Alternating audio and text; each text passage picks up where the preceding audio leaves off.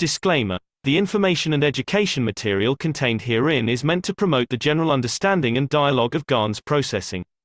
Such information is not meant or intended to serve as a substitute for a healthcare professional's clinical training, experience, or judgment.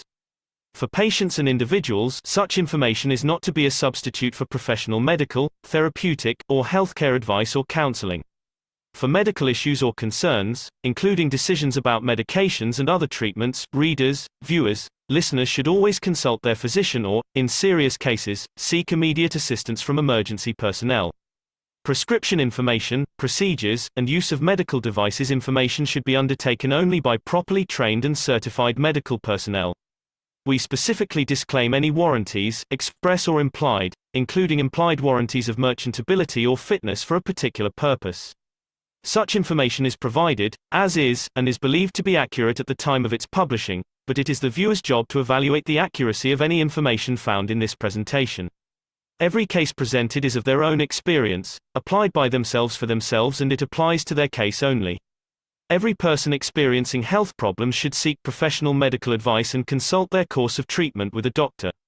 The processes of plasma balancing described herein are a natural process which supports the body but does not replace medical advice or therapies one is already subject to.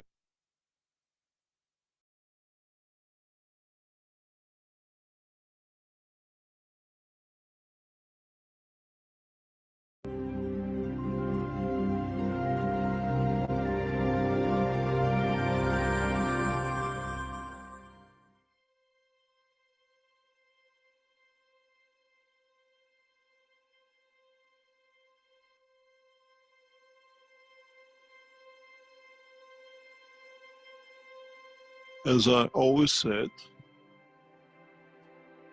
Earth is a nursery where it creates that seed, that bulb, and it takes you buy it, and then you plant it, you water it, and then it gives you that flower. I was in Amsterdam this few days for work of the Keshe Foundation, and I love Amsterdam because it doesn't matter, whenever you pass through the airport, they have tulips. And people from all over the world going through Amsterdam buy these onions or the tulips to take it to their nation, or to their country, or to their home, doesn't matter. And Earth is that flower shop. Is that nursery where the flower shop gets its flowers and its onions. It's a seed where it plants the seed of the soul of the man, which needs that little ignition to start a cycle. As I said in the past, to get to feel the strength to come together in a space takes billions of years, and especially for them to become a plasma, where now the soul of the man, through the life of the man, 50, 60, 100 years on this planet, creates that seed. Now you just need to let it loose, and then those fields in the universe which were coming to become the seed of this something to start, already have the onions, or what we call the seed of the soul, for it to grow. If you go to Scotland, they do what we call shrimp sit, 1 day shrimp or 3 day shrimp. The people who are in the shrimp world, they go to Scotland and they buy 1 day old shrimp, and they take it to Africa, and then they let it grow. Where in Africa, for them to grow that, there is no facilities. So it's the same. The universe has the earth as the seed for that to be faster to create the next generation. You have to understand the light of, the knowledge of, the essence of the creation of the Creator is so fast, and is so vast in its vastness that it needs it to find a point of control, amalgamation, and creation. And the soul of man is that greenhouse. Sometimes when I hear the scientists talk about the greenhouse effect and the earth is getting hotter or whatever, I laugh. I said, God created this greenhouse to create the soul of the man. What the hell are these people talking about? So this is why when you build a greenhouse, when you put the flowers and the plants in it, you go and check to see how beautiful they are, how they are growing. If there is any infection, if there is any diseases, you correct it. And this greenhouse called Earth gets serviced by the Creator to see what it needs to be done, how it needs to be corrected, how you get the disease of killing and everything else out of the man. And then he sends what we call the gardeners, the teachers, to polish it, to perfect it, that goes out as a perfect seed. And that's our job. So the earth is that nursery. And the Creator loves this nursery because it was created by nature. And is looked after by His love and needed to be corrected and be perfected. Now it reaches that point which reflects His true essence of love. When you buy a flower from a florist, you will feed two things. If he sells you a flower he bought from a market, a plant, he just gives it to you. But if it's a plant which he grew and he sells it to you, he gives you love, information, and love about that because it's part of him. So it's the same with the man. The soul created on this planet is done, touched by the love of Mitra, and God has handed it. And he has to be perfect. So when it goes out in the universe, it becomes a perfect tulips. And one lip of Creator and one lip of Mitra. When they kiss, it creates a new life.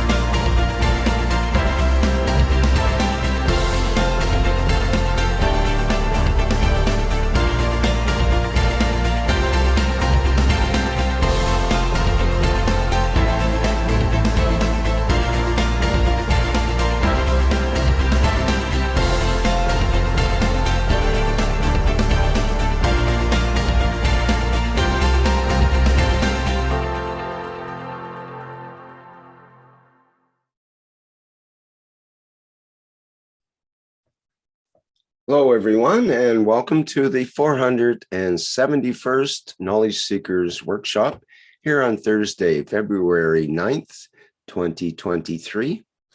This is a broadcast of the Keshe Foundation Spaceship Institute Education Department and part of the public teachings in English. My name is Rick Crammond, and I'll be host today. And we are hosting Mr. Mehran Keshe of the Keshe Foundation. And as per usual in these weekly series of workshops, he will be doing the presentation. And I think he's eager to go. So hello, Mr. Keshe. Are you there? Yes. Good morning to you, as usual, wherever and whenever. You listen to this series of Knowledge Seekers of the Keshe Foundation and Spaceship Institute. We welcome you back, and we hope we share more knowledge as we've done in the past weeks in What we set up in the recent weeks, speaking about cosmic and cosmic rays, and then them seeding and becoming the source of the radiation, of the fields of the creation of the cycle of life, or them themselves coming from the essence of the source of the creator, becoming another seed with the love and care to grow. In the past few weeks, as we went through understanding the cosmic ray, understanding how the seed of life is, the intro brings us exactly to what the knowledge sharing of today will be. We talked about the seed, we talked about plasma energy essence. What happens to the soul of the man? And how the soul will move on. Where does it come to? How will expand? How life is created. And as I always said, when you have something you don't understand in macro, you go to micro. And when you don't understand something on the other side, you look to the other side to see the similarity, to understand what you cannot see or is too big for you to understand, you bring it to a smaller size to become comprehensible. How we comprehend and how this comprehension leads us to evolution of science within us. We understand a lot of things, but we can never explain to the others, and then we use it in our own way. And maybe we teach it to our children or some friends, and then the knowledge dies because the knowledge was not shared totally. Today's communication world has changed a lot of things. We get access to a lot. We hear the voice. We call it television. We see the vision there. But the new cycle of communication has come demand, has come into operation, where we don't rely on the man-made systems of development and understanding. Now we make systems to understand the way the creator talks. We are developing technologies to understand the way the creation talks, communicates. We call it a dream, we call it I had a vision, we call it I had a voice, the voice of my soul, the voice of my soul in communication with the others. There cannot be a voice if there is not another point. There cannot be life without another. In the life of creation, in the life of the process of existence, we have created many words for the same process. We have a son, and our son has a twin. We call it twin souls. But in fact, how does this trinity come? Where does it start? Where do we see the separation? How life creates itself in a space. Once, as we said, you took that onions from Amsterdam and you took it and you seeded it. What happened to a wheat? When we grow, we put a seed in and it grows. Where is its identity? Where does it go and how do we follow it? What do we understand? What have we missed in the world of macro or in the world of micro? In the world of creation, we take a seed, we plant it on the planet Earth positions, and then we go further. What do we do with it? We water it, we look after it, we bring it to the point of working by itself, and we leave it. How? Where does it get energy from?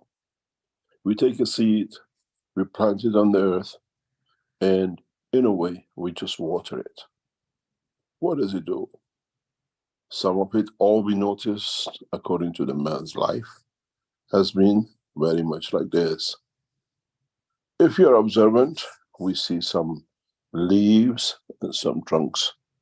And when we uproot it, we see roots. But in 5 years, in 10 years down the line, what we miss is we don't see the seed anymore. The seed is gone. But what we see is in fact the life of totality. What happened to this? is, in fact, we don't see the seed anymore. We don't see where it came from. We brought the seed from totally different position and we planted it. This is how life of the man in the space is. We bring the seed, the soul of the man from earth, which it finds its position by feel the strength of itself, and it becomes in the point of creation. Somewhere in the space of the universe or unicos, it finds a place where its strength dictated, preset it to be a position for it to grow. You put a seed in the ground in autumn, but you don't see anything till it comes to spring. When the temperature is right, when everything else for it is available, that it grows. So is the soul of the man. The soul of the man created, finding his position, sits and waits till the right condition, the right fields of the universe reaches it. To you, you don't have a patience for half an hour or 10 minutes, but your soul sits for millions of years, giving and taking from its environment till it's time for it to nourish. And then what do we see? We don't see a soul on its own to become a star. It has a process. It has the same characteristics as what you see with the plant. Why the vertical people are the same as the soul of the man in the space, maybe you understand today. It receives fields from the universe. It becomes the roots. And in that point, in that essence, in that time, it starts growing. It starts showing the sign. But again, you have two levels. What happens to you? What happens and what goes on is very interesting. Then there is a point of separation. In a way, we do not see anymore the seed anymore. We don't find its essence. But what do we see? Fields with the interaction within the world of the creation that lead to creation of one set, giving some, taking some, a new life. Two new lives in two different directions. Exactly what we saw with the seed. But in the world of the creation, the vertical people, we still see this little stem, this trunk of a tree. In the world of creation, we see the connection in the dimension of the magnetic fields.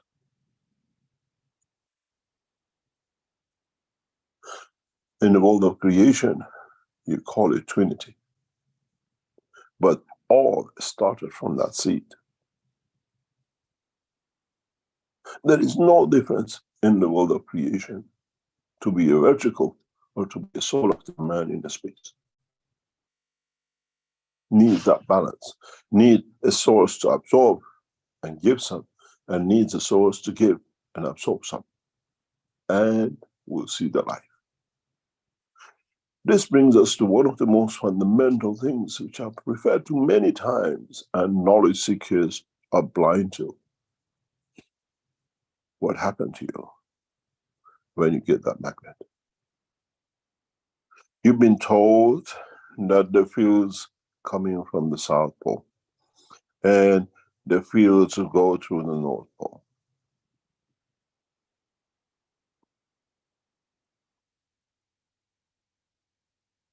But is this true?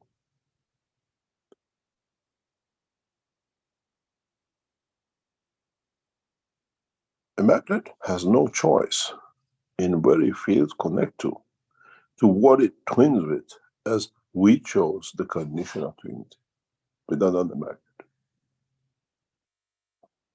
But in essence, in both ways, And that field receives as much as it gives.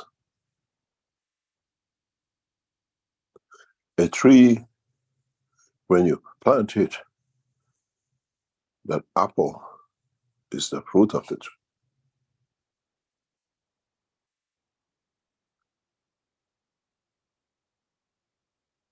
It's the same with the world of creation of the soul of the man. That apple is your children. The fruit of life in the cycle of life of the soul of the man.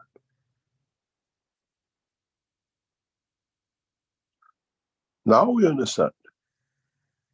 If man is to conquer the space, if man is there to conquer the universe, but conquering means have the ability to feel it, has the ability to go to it and enjoy the beauty of the creation, man has to understand these points. Otherwise, you're again that seed. You're again that space of fields which has no, what we call target, has no destiny. You create that destiny. If the creation of that destiny, that destination of where you want to be, is so real to you that you can detach from the rest of the fields of the universe, you'll achieve that. You come there. If you understood what's on the screen, you understand the process of the travel of the man in the universe in the coming time. You do not need the systems which we produce. These are just the tools for you to show the capability, the beauty of your existence. You do not know what your soul possesses. It has all the knowledge, but the fear of physicality brings man to that point.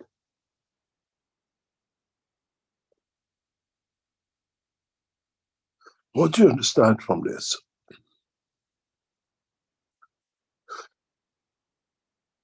How can you evolve from this point of knowledge to the next?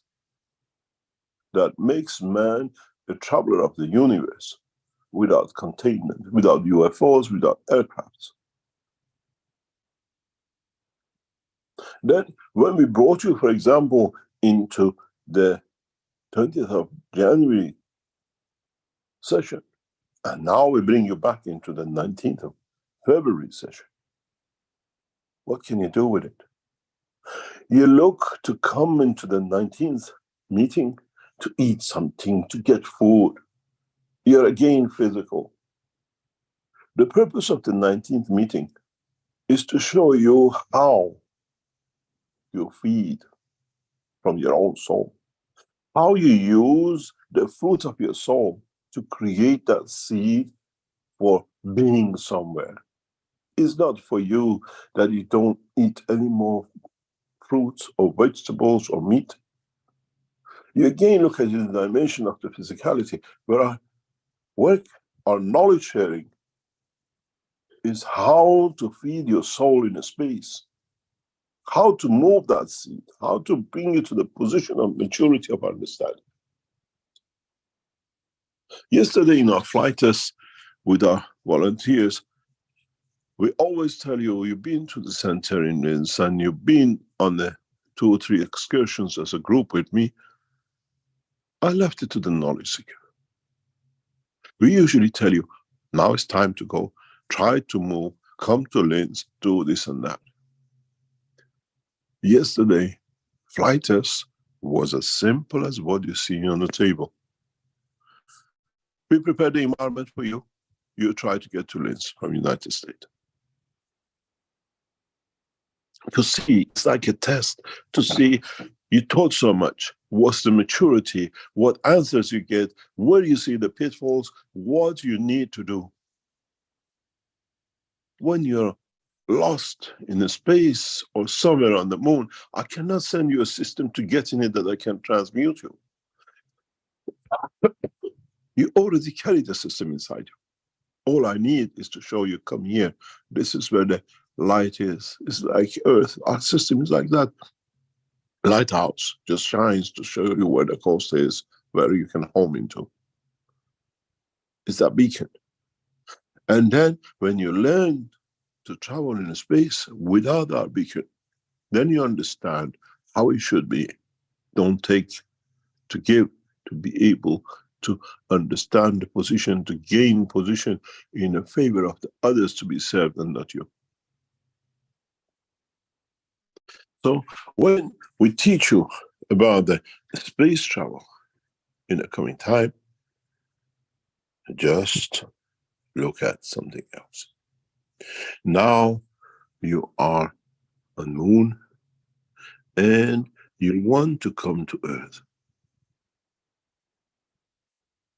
Sorry, we saw the disaster of Turkey this week. My condolences to all the Turkish, Syrians, and the Kurdish who were lost life and are in trouble. But what do? You're stranded on moon because your beacon in Turkey was destroyed by the earthquake. You're abandoned. Or you have gained the knowledge from the soul of the seed and seed of the soul. What do? How do you transmute yourself? You have come to a black spot. There is no line of communication, but you want to get out of it. You lost your beacon. You don't know where to go. How do you travel? How do you grow? How do you bring yourself back home? How do you go from United States to Linz?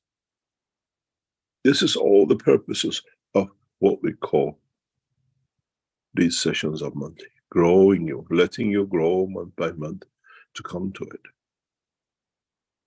Where do you send that seed for it to flourish? And then you can yourself show yourself in it, with it. There is a very big question which will come into the philosophy of the travel in space through the soul of the man. The soul you left on Earth to reach the moon, is it the same soul? Or does it have the attributes of the soul which left Earth? Is it that seed that you plant and then it grows to give a fruit? Is the fruit the seed? Or in the process of the travel has absorbed, given and taken and arrives as a new soul on Earth? There is no control. But how do you get it to Earth? How do you envisage to be somewhere where you've never been before?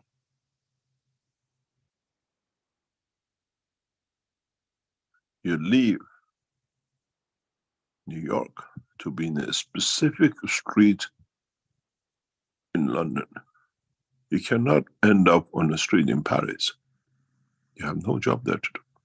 You made an appointment with your brother to meet him on Oxford Street in London.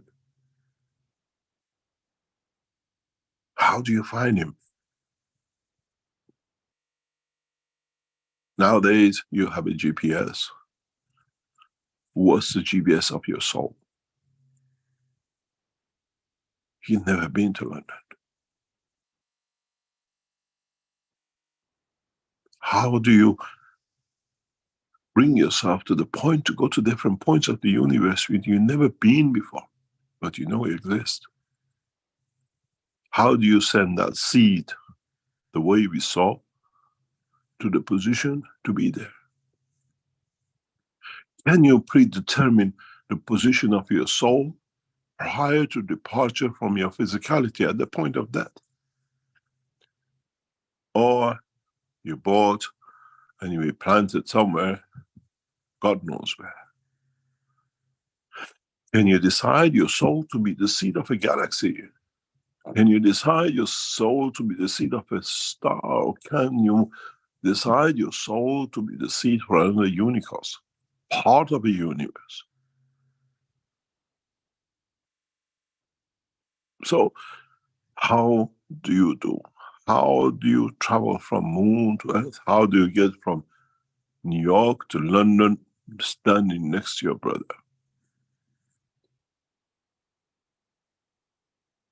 There are no aircrafts and there is no landing strip across Oxford Street in London.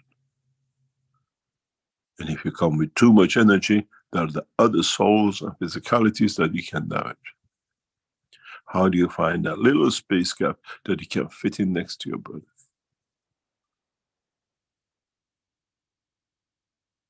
Now you understand how much more knowledge is to be shared in coming weeks and months.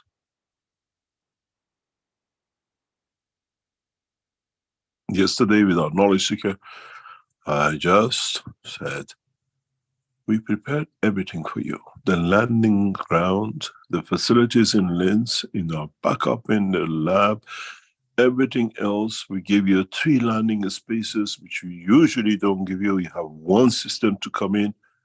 Everything was prepared. If you don't land there, we have 2 landing strips on a standby.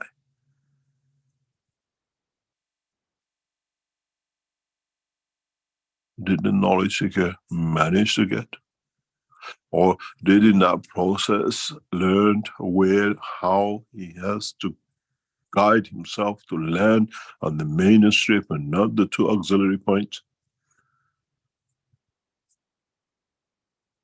It's like a father showing how to behave in society, and then you take the child into a supermarket and let it loose, and you stand behind to see how the child behave. Would it come back to you, or would it go and explore and do whatever it likes and come back in a good shape? This is what we started to do. The first child has been let loose for it to learn, because we have prepared everything. How do you go there? How do you get yourself from New York into Oxford Street?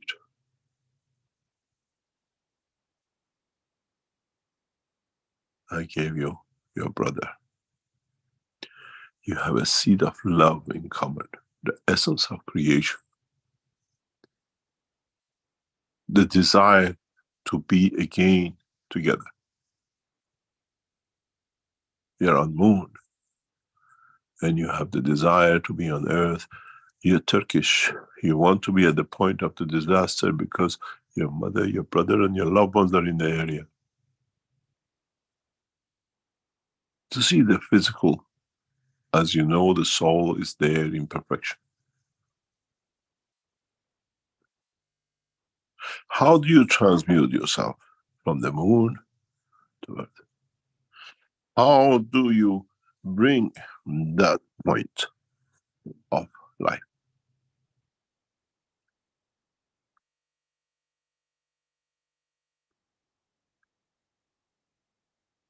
How do you dream about your mother in sleep?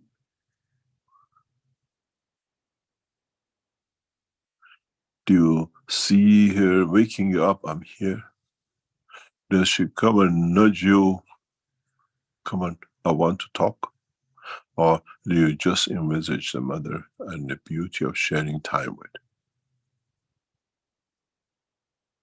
You send that little ambassador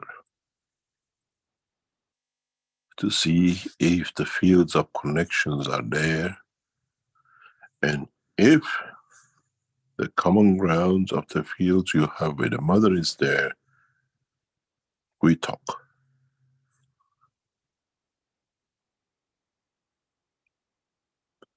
Have you ever asked yourself, why do we envisage the mother?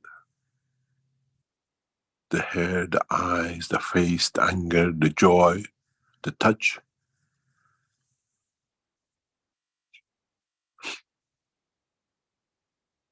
I made man in the image of myself. If man in his brain has the dimension, strength to feel, to touch, the smell, the joy, the cry, the shout, so should be the same in the plasma of the soul of the man. Man has not come to understand the emotion of the soul. Then, do you need the dimension of the physicality to feel it? Or is the brain of the man an enigma, machine that we have to build the same to be able to decode the plasma communication in a physical dimension, that we know this is the mother and this is the breakfast and this is the touch and the smell of the mother? But the strangest thing for you to ask, because you never ask in your dream, does the soul of the mother the smells and touch and the feel of you?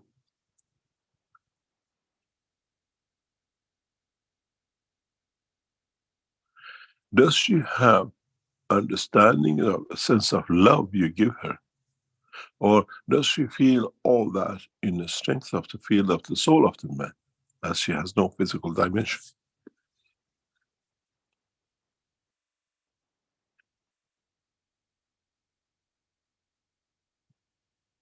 Now you understand. The knowledge to be shared is much deeper. But man is not ready to understand. Man has accepted physicality than in the dimension of understanding the soul of the man. But the question comes, how do we get the guy from New York on Oxford Street standing next to the brother? How do we get a man on the moon back? Or does he get himself back?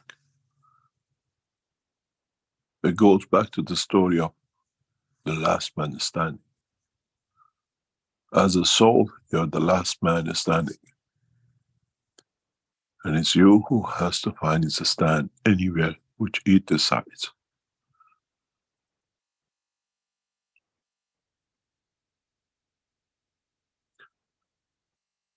I want to go, but I don't really want to go. I have a fear if I come back, if I can come back.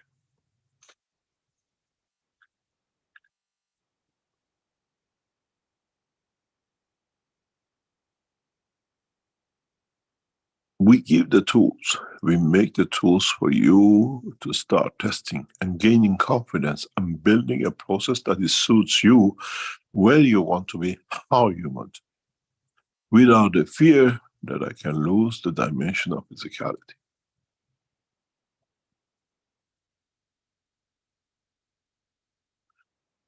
What I carry and how I carry it, what makes the essence of my creation, that it creates its own what you call frequency, that this is my frequency, this is my strength, and this is what you call my bandwidth of the field strength of my soul.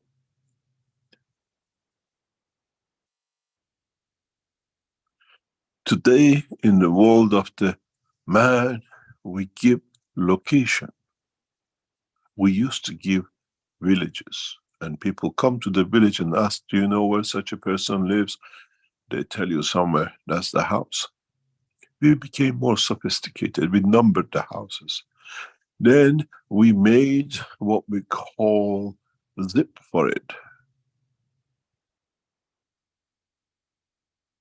In the new modern life cycle of man, we have GPS location,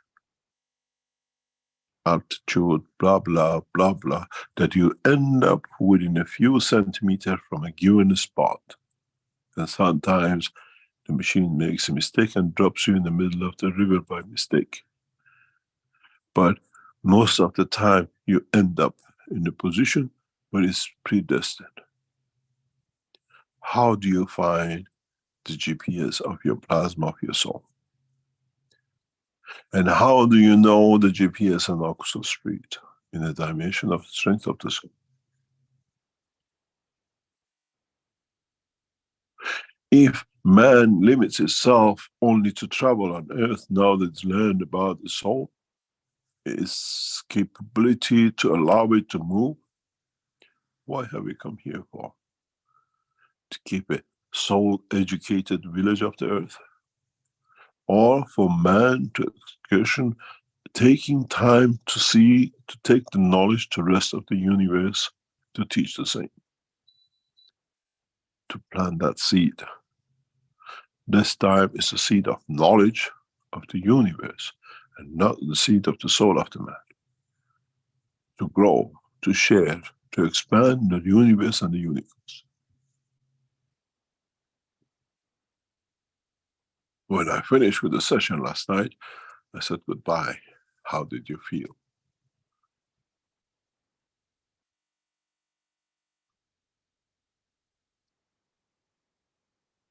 How many of you on the 19th will be able to use that fruit, that food of the universe, to travel the first time the span of universe?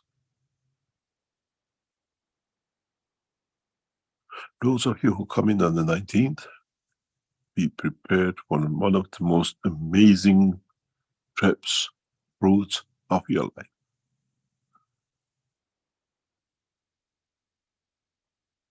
It'll be taught, and it's for you to expand it. We give you that room to jump on the trampoline of the universe, but we put a net around it that you don't fall off the trampoline. You're still with us.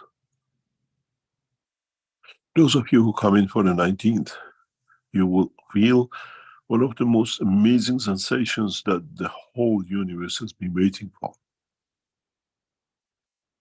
Not to tap in, to dine with the Creator, to tap in, to be able to have food to dine with.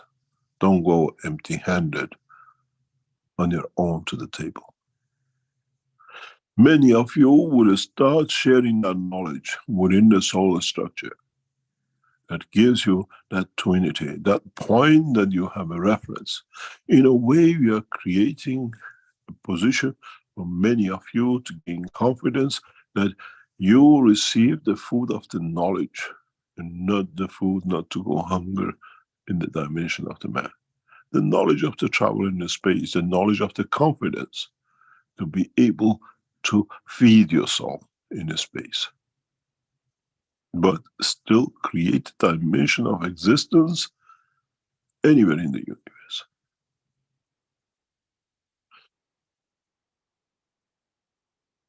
The process, the understanding, the seed to be is what man has not understood up to now.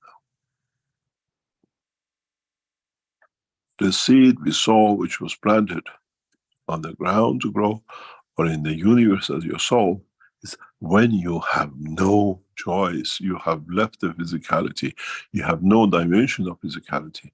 But what about when you have that dimension of physicality, you have a backpack you have to carry. It's called the soul of physicality of the man, to give it a dimension of physicality. At the point of death, you have discarded the backpack because you think you got enough that you can make your own backpack when you arrive at a point and destination, and you have had no say up to now where you're going to go. The Creator decides the position of my soul. The Creator decides the fields of the universe where the balance will be for me. In the time of life. Now if you understand the knowledge in the coming time, you decide where that seed will be. You choose the home for it. And not accidents and coincidence of the universe magnetic field.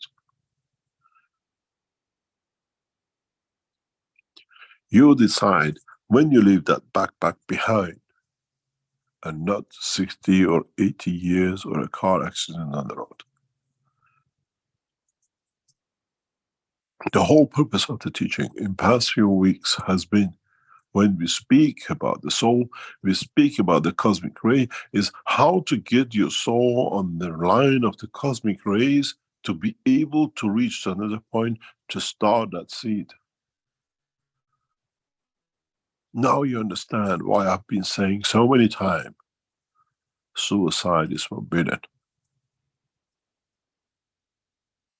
As with man's knowledge, you can decide when to release that backpack, as you have already predestined the position of it to come.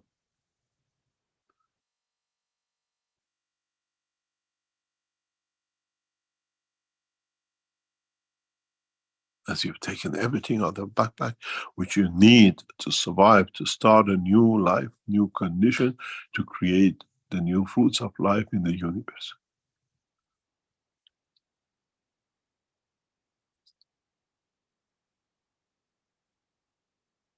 When you die in the physicality, your body doesn't disappear. It becomes nourishment and food for the next cycle.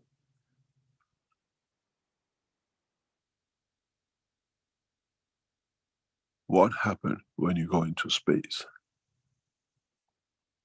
It's the same. The collapse, the death of stars and galaxies is that point that you have in the dimension of physicality. The energies they release become this food, essence of energy for the soul of those who are waiting for it to come as nourishment for them to grow. So the cycle of life never finishes in the universe. We're just in another process and dimension. But the structure, the system is the same. Be it the seed planted in the soil of the earth, or the seed as a soul of the man in the universe for next generation of the tree of life.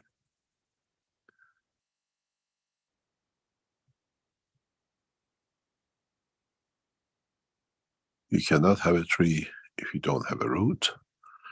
The tree doesn't exist if there are no leaves and branches.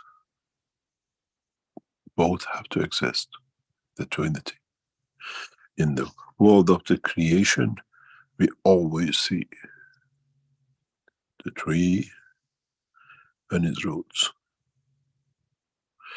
the soul of the man and the soul of physicality. And the same dimension is in the world of the creation.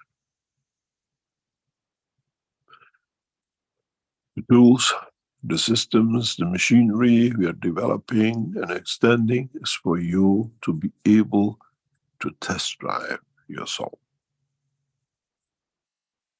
and gain enough confidence that you can become a solo driver on your own in what we call cosmic rays of the universe without crashing into anyone. The process of the knowledge, the process of understanding the whole structure becomes the next step for us to teach you in a way to show what needs to be done. Many of you came to Linz. We set your soul in a system and we created the condition of the fields that allow your soul to expand, to pass beyond the dimension of your physicality. And we got you out of your brain. And now this has become your new dimension. Now that you're free, you connect, you become a fish, you connect, you go to another planet. And if we tell you, can you go to the moon? You tell us you've been to the moon. In the teaching of the 20th of January, we showed you how to carry out this expansion. But we had to give you a carrot to feed it, and that carrot was your profit. That you could feel in the interaction, the light of interaction with them. So if you saw a light, if you felt the dimension of it, not the same day, the day after, or the week after, now you learn how to expand. On the 19th, we teach you how to take that seed. and feed it from the love of man and the field of the universe. Because this is important. This seed you send out, as you think you're there to eat, but in fact you're there to create a connection, how to eat, how to get in touch with the field of the universe that it can feed you. This becomes the point of man to go from the moon to earth. You send a trickle. And where the love of the brother is, then it becomes your GPS.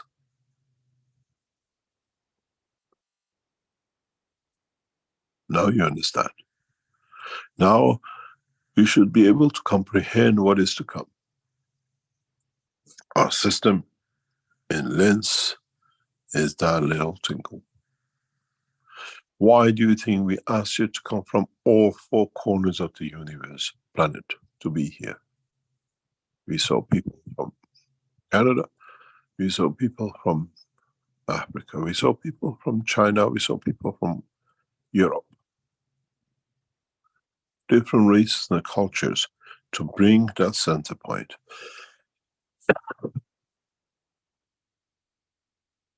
As I said, we had people, passengers of the universe with us. And now that is that point of reference for all. From America, come to Lens. From Australia, come to Lens. From anywhere, culture, religion, which you have a point of belief, which is part of your soul, which you deposited with us, brings you here. But one thing you forgot. The ones who brought, they traveled back to different places. Now you have access to all. Those who are the passengers of the universe with us, they traveled back. We open the passage to the man, into the universe. Because in their travels, they have passages to others and others. So on the 20th, you actually became the traveler of the universe. On the 16th of December, we opened the first line because we let you go all the way from man to your prophets to the creator, which in essence of totality, the unicos. That's why I said on the 16th of December, man became part of the universal community. Not all 160 plus people on the line were the citizens of this planet.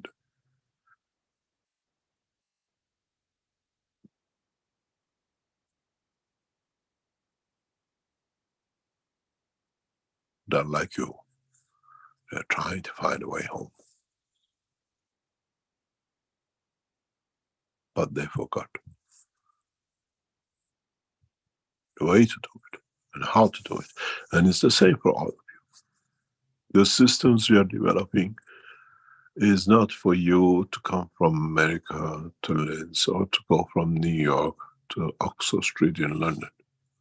It's for you to learn how to send the seed of your soul with the guarantee of understanding nothing will happen to me.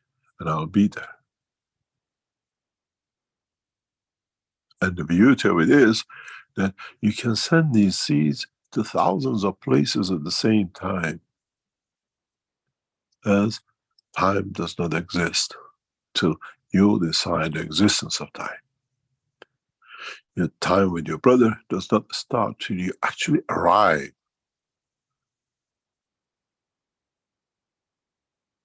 At the time, the point and destination. And would you tell your brother, if you see a fly on your shoulder, is me? If you see a frog on the street, that's me? Or I'll appear in my own essence of how you remember me in a physical dimension to point of your vision. Your brother sees you as a brother. The guy standing next to you sees you as a fly. And the others don't even observe you because you have no field of strength in the dimension of the interaction.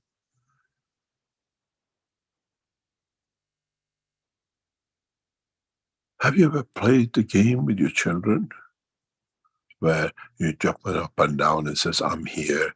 And they say, Mama, I'm here. And says, I can't see you. I'm here, but I can't see you. I can't see you. Where are you? And the child is hanging to your trousers. I'm here, Papa. And then say, oh, there you are.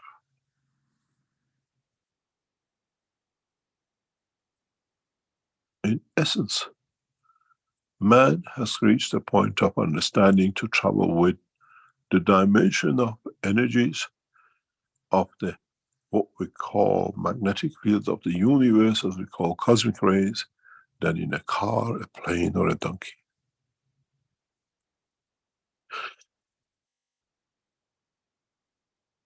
And the beauty of it is, for many of you in a coming time, is how you appear on the other side.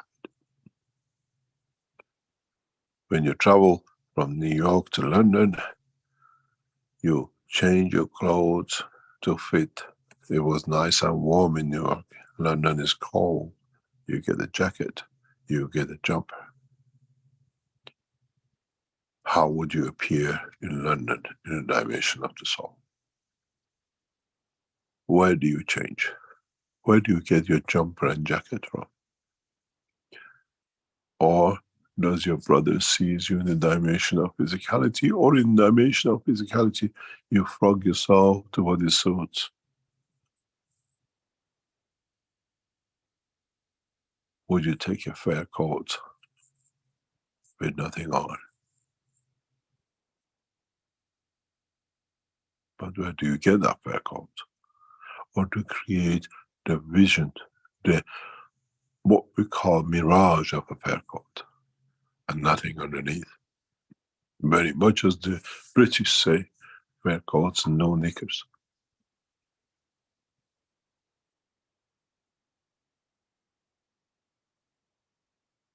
In essence, inside that fur coat is the soul of the man. And how do you carry it in the dimension of physicality?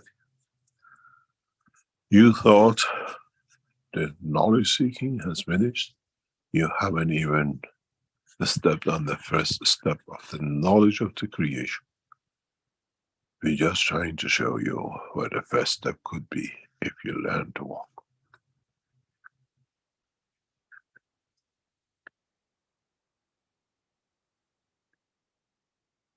Now you understand where the teaching goes. Now you understand the essence of creation. Now you understand how you should travel. Now you understand when you travel without the backpack of the physicality of the man, where your destination is. To become that seed in the cycle of the life of the universe, to create a trinity of life that one takes and one gives, and in that process you receive balanced energies.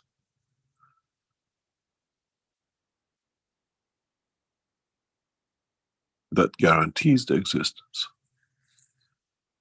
Those of you who join me on the 19th, be prepared to truly dine with the Creator. And I hope we don't get those knowledge seekers, I felt nothing. Because in the dimension of physicality, you feel nothing. But in the dimension of soul, you get educated to be ready to become the traveler of the universe. Remember, on the 16th of December, how much noise was going on in the background, how many people were coughing, moving chairs and talking, and the cock was singing, and the mosque was saying the azan and everything else. Did that stop you as a whole to become one, to reach the soul of the Creator? No. So, what you carry in the dimension of physicality, a doctor, a professor, a layman, wearing a fur coat in your bikini, does not count, because the soul leaves everything behind. The journey on the 19th will be one of the most amazing opening eyes for the next step, which we bring in March.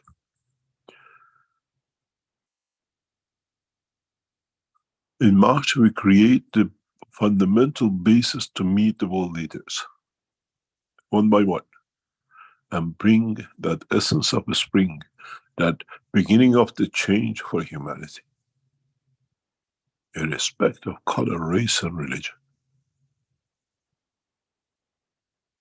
If you do not know how to see that plant, learning it how to do it on the 19th and the 20th, how do you want to do it to seed the seed of peace in the soul of the world leaders to create that process? How do you create that apple of peace that the world leaders take a bite at it?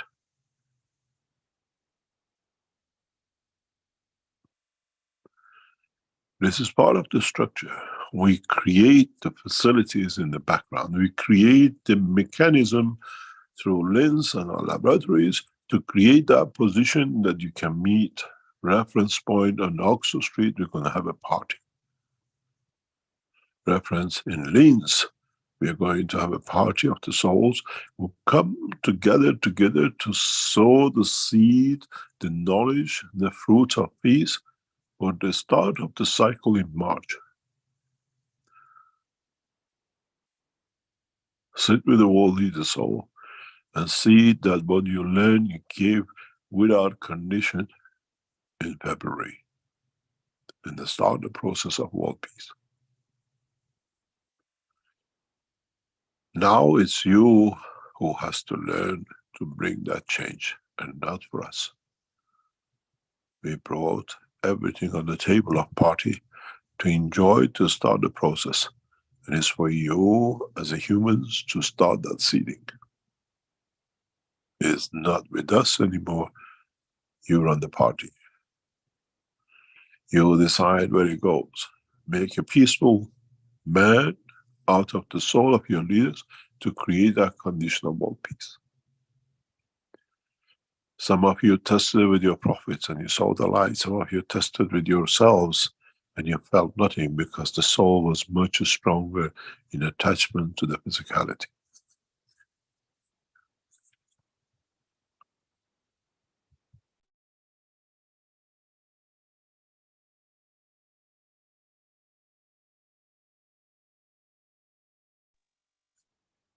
Now you have to try.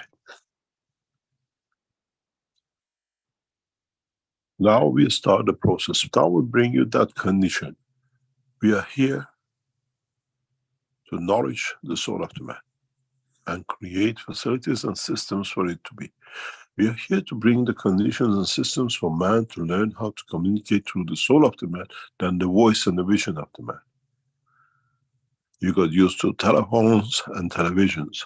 Now we create systems that you learn to communicate through the soul. And then you don't need us, because you will perfect that hearing and vision through your soul.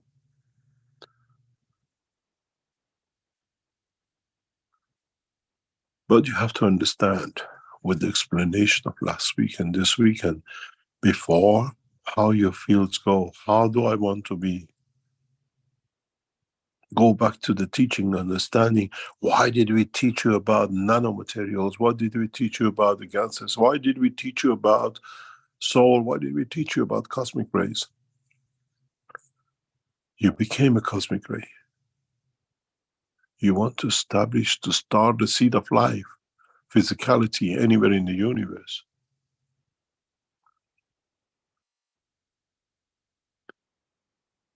Did you understand why you made nanomaterials? Did you understand that you have to go a step down into the plasma of the gans to become a nano, from it to become a matter, to create dimension of physicality? Now you can see the circle complete. It wasn't all going up. Why do we go to the soul? The mayhem we had. Why did he start this plasma GANs technology? And now why has he started the soul? And now why has he started cosmic rays? Now, go back to the other side of the cycle, at least in this cycle, because still after that cosmic ray and traveling the space, there's more knowledge of the travel which man is not aware of. In time we teach. You're blind to it, but it's part of your life.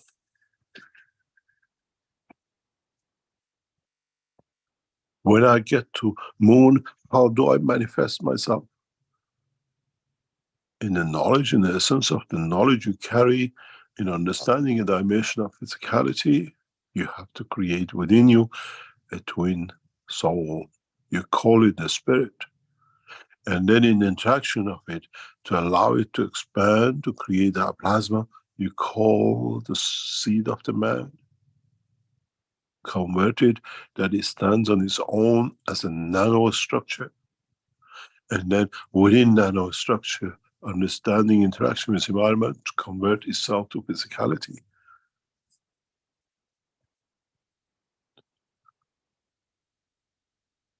Now you have learned, or at least you might understand, the two-way traffic with two roundabouts at either end. Which way do you want to turn? You go from the world of physicality into the world of the soul and energy and come back to the world of physicality. A trinity on its own. The same as the tree and its roots and its leaves. The same as the soul of the man creating a new dimension, universe. Now you have the knowledge to access both ways, to go from physicality to the soul and a dimension of universe, and travel yourself as mini soul in a new position and create a condition of physicality. Where, if you gain enough confidence, you can exist in both dimensions at the same time. The way you do today, your soul is within you and your physicality surrounds it. Now you learn to expand your soul beyond it with the physicality within it. The trinity never stops unless you decide. And that decision does not come in the dimension of the soul of the man alone. In the dimension of physicality, you die, you commit suicide. In the dimension of the soul, you cannot do this. You make your soul, what you gathered, available to the rest of the universe to take. They take your knowledge and everything else, and then you still become part of the totality. But you never die.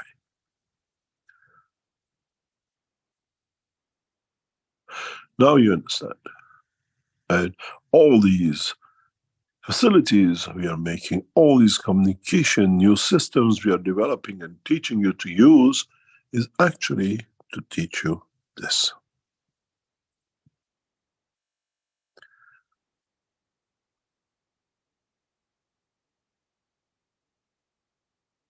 Where you started in a dimension of physicality and we brought you to the soul, we use the cosmic rays to show you you can go both ways.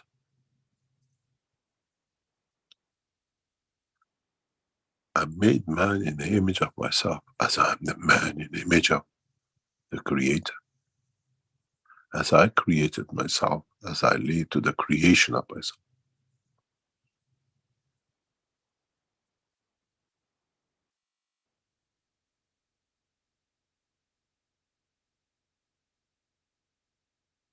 Now we understand. We see a bigger picture, but we don't see all the picture.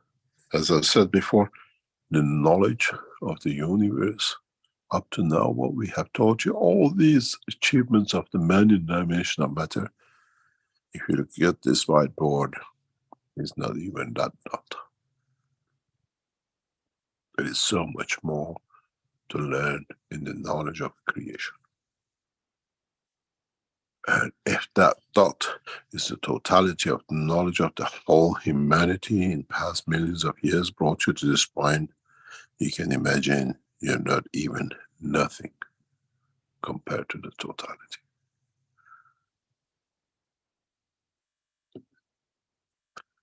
not in the dimension of physicality, but in the dimension of the creation.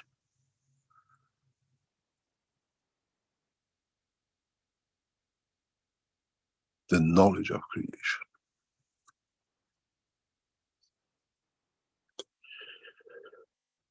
I hope I open your eyes into what to come.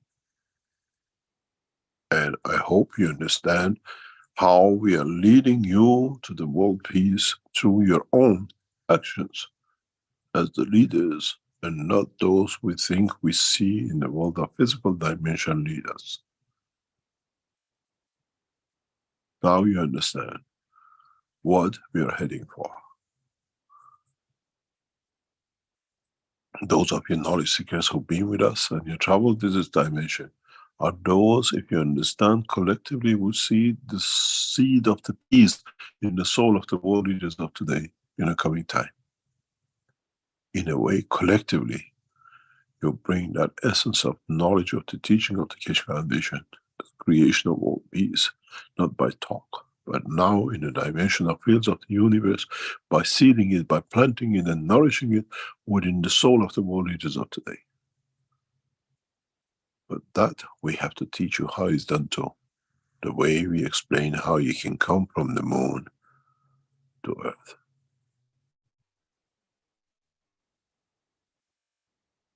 It was interesting to observe and watch how our knowledge seeker was trying to get outside and inside systems the lids.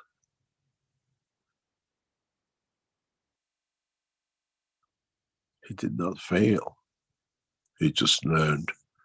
He's on his own. He has to make that decision. He has to go through detachment. He did not look at the other tests we done. Before he stood out, and when it came to the time of the separation, to take off, to let go, he feels the separation of the souls, and then he feels the lift separation from the earth, but he panics and he holds on to a handle that it doesn't fall. This time we gave him a chair, that there is no fear of falling, but still needs that confidence, needs that extra knowledge that if I want to go, I have to leave a seat there for my physicality and the soul to carry through. But do I want to see my physicality there, or is just a visit with the soul is good enough? I'd bring the physicality next time. Let me gain the confidence. When you travel to a new space and universe, you don't get there and say, oh, sorry, I wanted to land on the dry land, I'm in the ocean, I get drowned, I didn't know how it is. You send a messenger ahead. You send a little Scott odd in the front. See what it is. My soul, tell me, what am I going to see? Is this where I want to be, or would I like to test it? You have to learn all this. And then it comes back to us. Then it comes to the point of how well, as what we call knowledge seekers, we know ourselves and nothing else.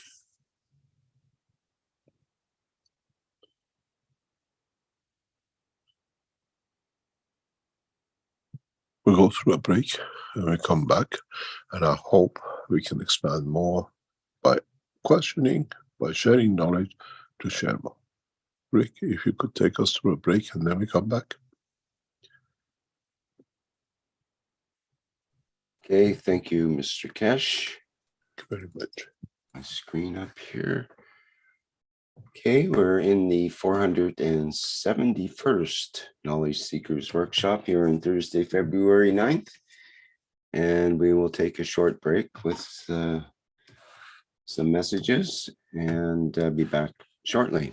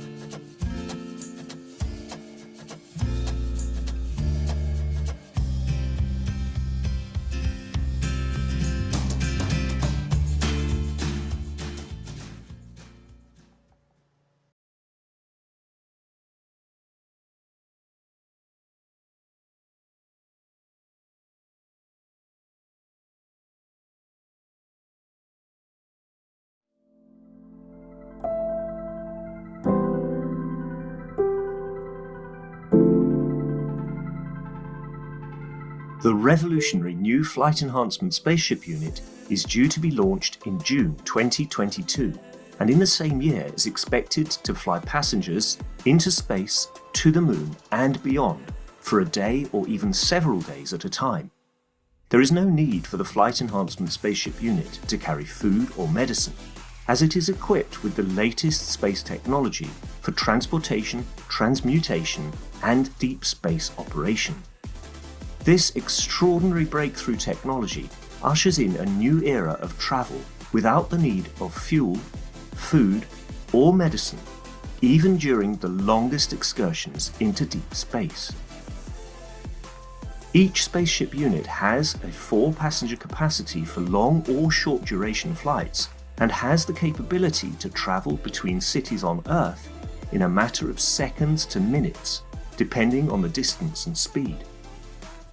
This ability to traverse massive distance in such incredibly short time is not just a breakthrough for human transport, it also completely revolutionizes the transportation of goods and cargo and will rapidly overcome the need for one of our most polluting practices, namely marine shipping, as it finally breaks us free not only from the combustion of heavy diesel, but from the combustion of any fuel for propulsion in the future.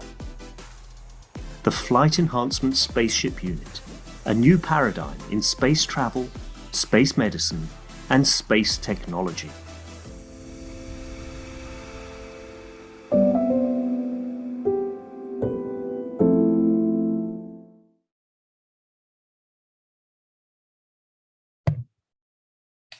Welcome back to our 471st Knowledge Seekers Workshop here on Thursday, February 9th, 2023.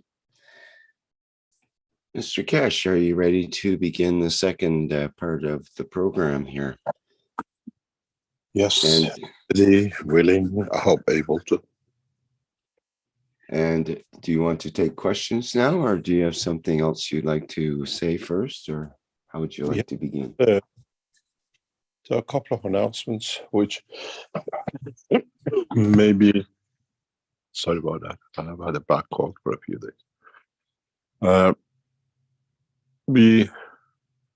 As we said for many of you, we have announced, and we announced today, that on Monday the 13th of February, Keshe Foundation will have a Blueprint Day. We start a session at 10 a.m.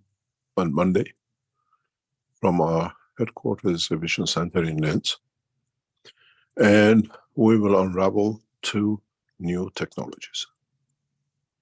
In a way, you both are aware of it, of both of them, but we will show what we call commercialization of a new type of what we call plasma energy units. These are not systems that to be. These you will see are commercialized, and in the presentation we show a new evolution in power supply. It's new development by the Keshe Foundation and stays within the Keshe Foundation, and the units are already manufactured and will be dispatched. As you will see, is not what we call showing up a technology, but showing commercialization of technology. And with it, for the first time on Monday, we will show you the new compact, what we call new communication system. And they should be ready by Monday. And I was told by our manufacturing side, large number of this already gone through and ready to be dispatched and completed in for delivery within even February and March. The new plasma unit, when you see it, you'll understand the change. And the new plasma power unit, which is going to be demonstrated on Monday, will bring a new, what we call, era in plasma technology. Don't look at it as what it gives you a reduction in electricity bill, but these are the new systems which will follow to create the new communication positions.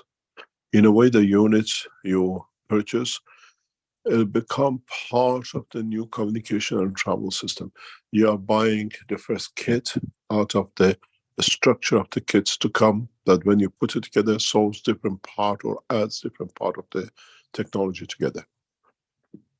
It's not just an energy unit, is part of what will become with additional units which will supply in a short time the feeding stations. It becomes the source for all sorts of things that you want to call it home kits. You know, that emergency kit you have with a red box with a white cross on it. In a way, will become this next processing of not needing to exist through the dimension of all the things which are around us. We have gone into mass production with this. It is not that we're going to deliver. You will see in the presentation, a large number of them will be on display. That it means it's gone into mass production. And it'll be delivered in the step-by-step, the two new systems. The following Monday, on the 20th, we will show another blueprint day, hopefully, with two new systems. One of them is a revolutionary, total evolution in the science, and it will change the world of electronics, will change the world of energy and communication. Very simple, very effective ways, but our team are working together. If we get everything on time, in place, on the 20th or 27th, we'll run a second blueprint day. We show you again new plasma technology and evolution in one of them. And the other one is the beginning of the starts of showing new structure in Keshe Foundation production. Join us on the 13th at 10 o'clock, and you will see what is to come, what is there to come. For the purpose of the what we call new technology, which now is coming as a plasma technology with Keshe Foundation is breaking through, we have opened, and it will be operational hopefully by Monday, what is known as Universal Plasma Energy channel on YouTube. We're going into what we call world population, as people can see and people can understand how the next step will be. In a way, a separate channel for this has been established. It's on the process of being completed by the Keshe Foundation team in the background.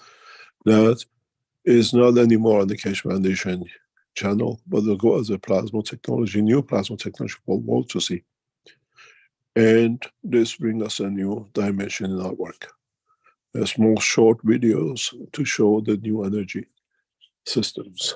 You will see live on the what we call on Monday, direct reduction.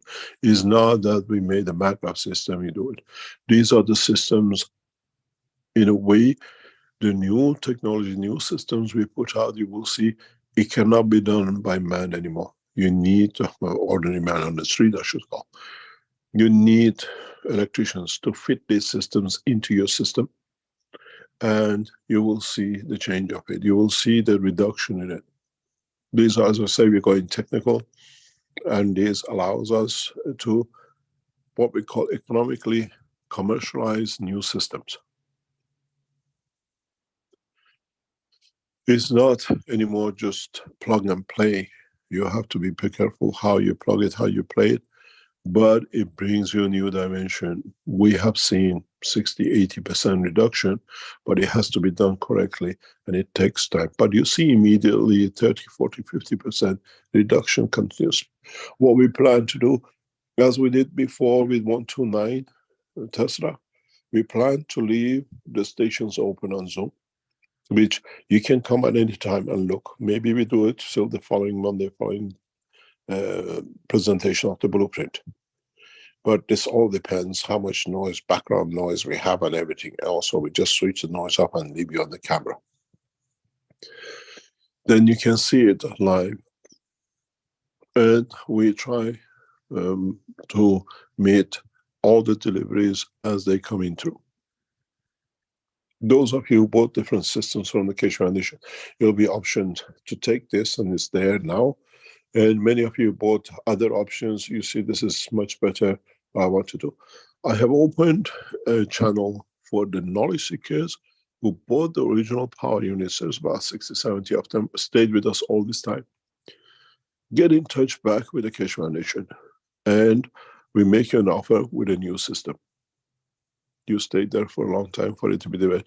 This is actually something which now I put my name onto it, and we get it delivered and is in production. It's not something to be coming, as we always show. We're getting a lot of inquiries about the NECADs. It is what it says, and what is it's a trial we're trying to run to understand. You got to understand all the trials we did and we do has been to understand how you come out of when you travel in the dimension of the soul, the dimension of energy. What effects these energies will have on your joints, what effects will have on your heart, what effect will have on your brain, what effect will have on your emotion. These trials which we run is not just for sake of you getting in there and doing something. We want to know what it does, what it has done, and what we're going to get at the end of the system. We have seen in this evolution with what we've been informed by our doctors, using the technology. You remember the two boys? Maybe in the next couple of weeks, you will see the two boys again. There has been evolution in their development. And as I said, we have asked for you to support us with this.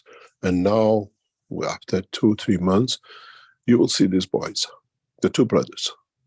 It is sensational to see even we can go against the genetic code.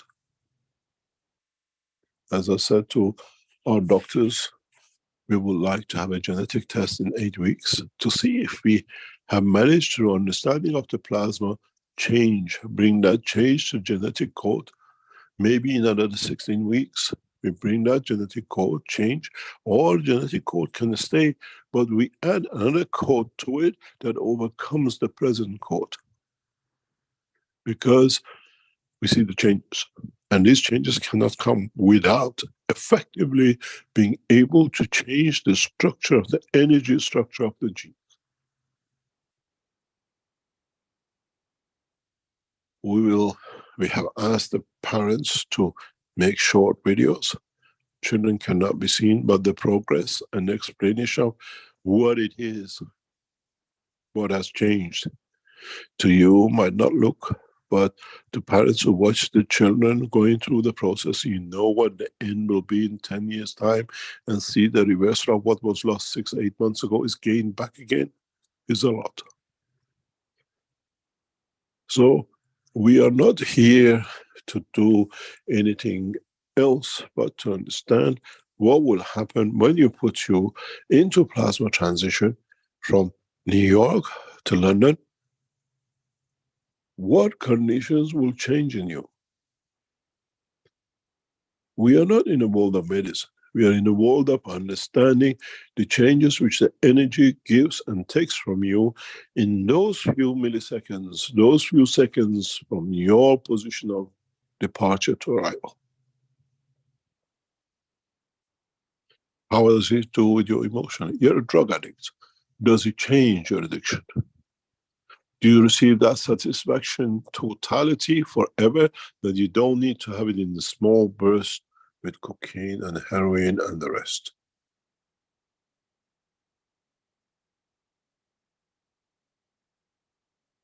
We gradually open the plasma technology in true essence.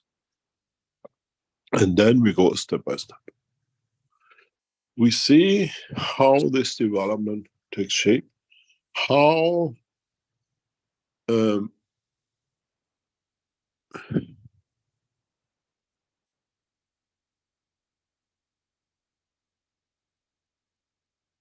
we'll see the changes.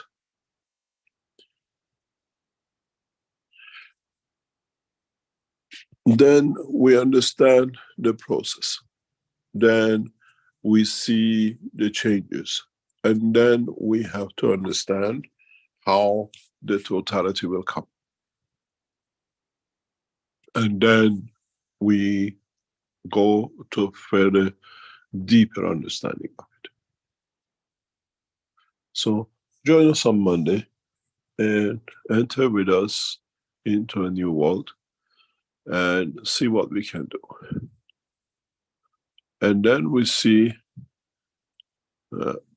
how the next changes, next steps will come in and will play and display the totality.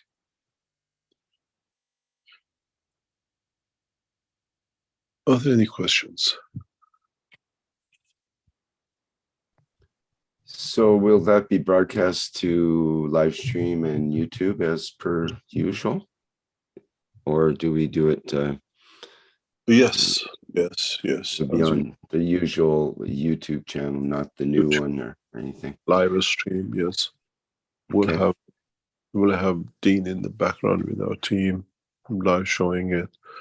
And we leave it for you to see as it happens, as it takes shape. The most important thing to us is not the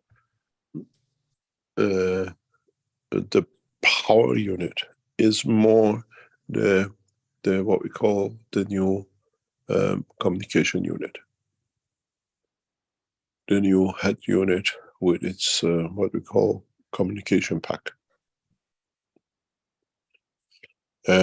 This is where actually will come the changes, the new structure, the new what we call communication, and how we break this through down to step by step in the next generation of communications. It'll be interesting in what will be very, very interesting when we give you these new what we call communication packs, these units now you can buy it on the Keshe Foundation store, is when you receive it, and for example, you listen to the teaching of today, what does your soul receive and what does your ear hear? This will be one of the biggest interesting things. Do you visual a different information, the true information which is given to you, or do you hear the voice? What would the visualization of the graphs on the screen will explain to you in your matter state physical understanding, and what will come as information to your soul?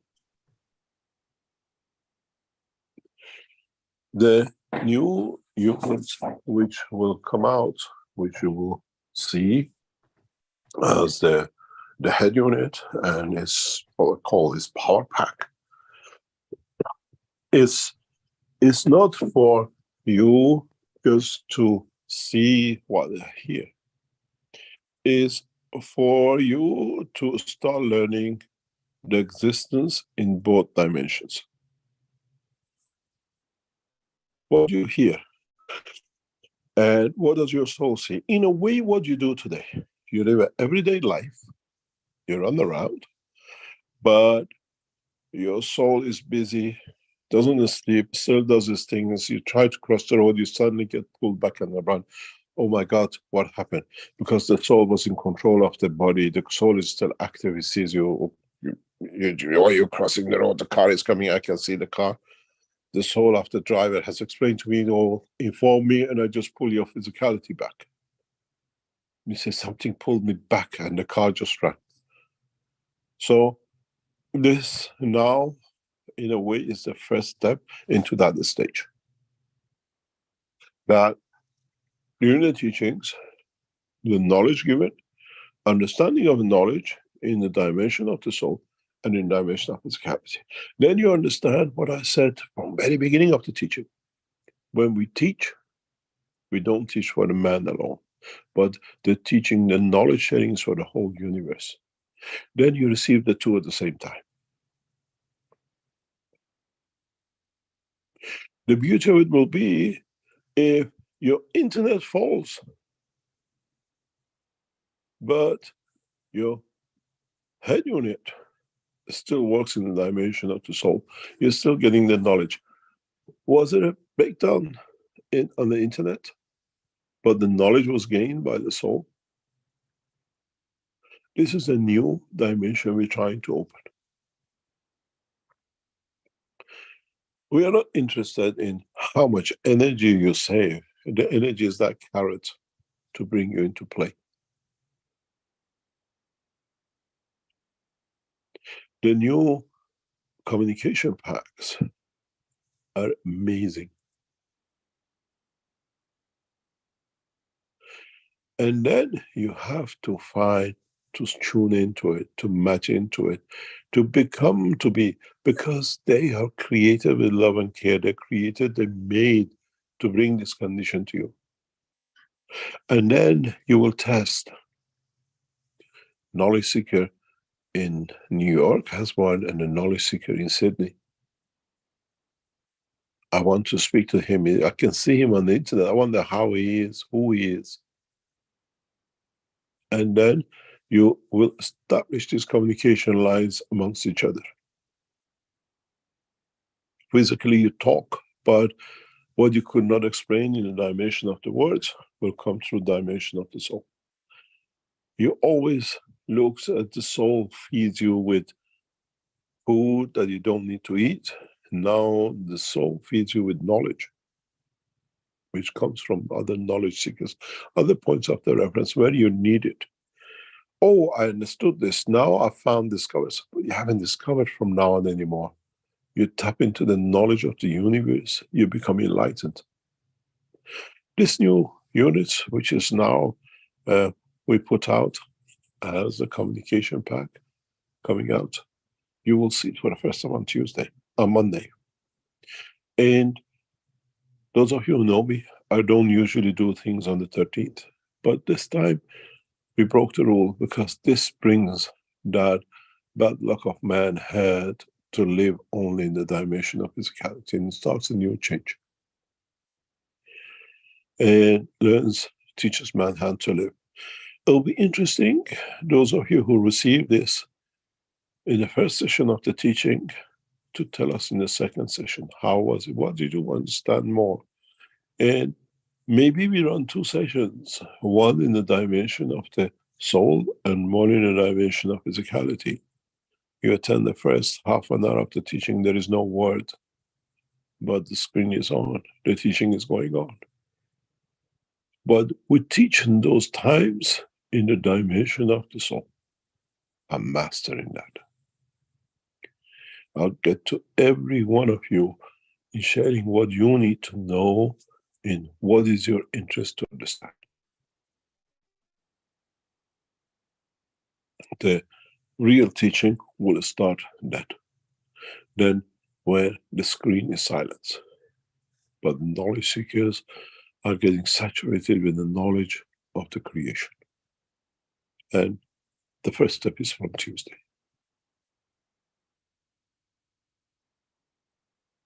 We'll see where we go, how you develop, and then how we can develop on the back of it in the coming time. Any questions?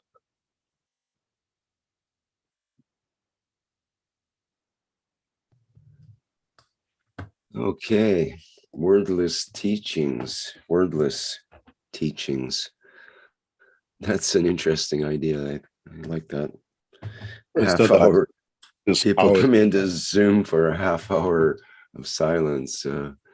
It's funny because we rely on Zoom for communication, verbal communication mostly, sometimes with images and so on, but it's basically about the words that are going on, sometimes music, but wordless. But you see, as knowledge seekers, unknowingly you've been doing it. We keep silence for 5 minutes and you count it. Mm-hmm. A lot of Universal Council on Tuesday, a lot of this goes on. I've seen it in your teaching. We've done it in a couple of excursions we've done before. So it's not unusual. Mm-hmm. So you've already been prepared for it without knowing. Now you're going to the test of it.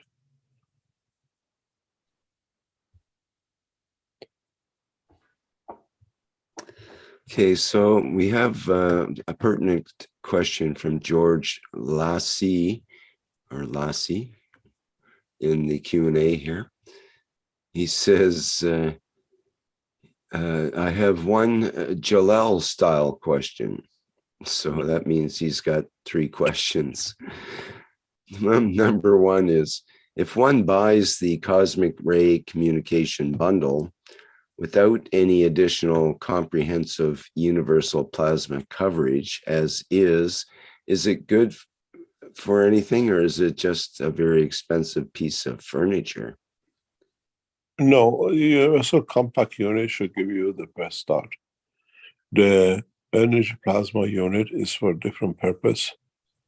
And initially it's for the energy, but it has, through its dimension of development, ability to go to the next steps in a different way. In a very comprehensive manner. Then we explain these as they come, as is done. The compact units are one of the most important tools Keshe Foundation has ever put out. And it is what it is, and it'll deliver what is to be done. And we will use this in the future for the next step. It's like when you buy a console. These are the consoles which will be attached to other consoles, and then they grow to what is to deliver, what is to come in. You got to remember, you have to learn how to play with this. You have to learn how to use this.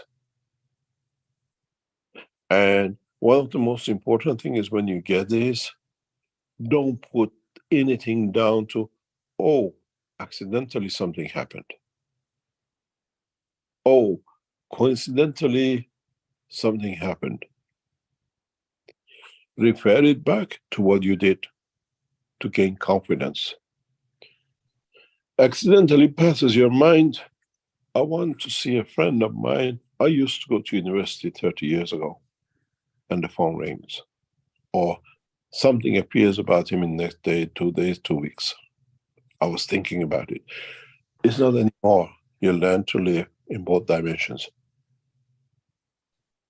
What would I like to see in the dimension of physicality?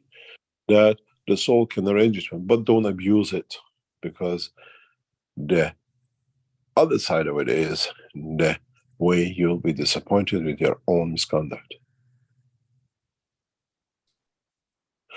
In the dimension of physicality of the system, you live the life of man. In the dimension of the system as is made, you live the life of Mitra.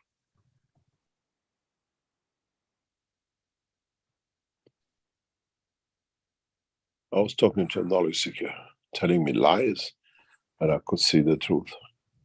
And I said, what can I tell you?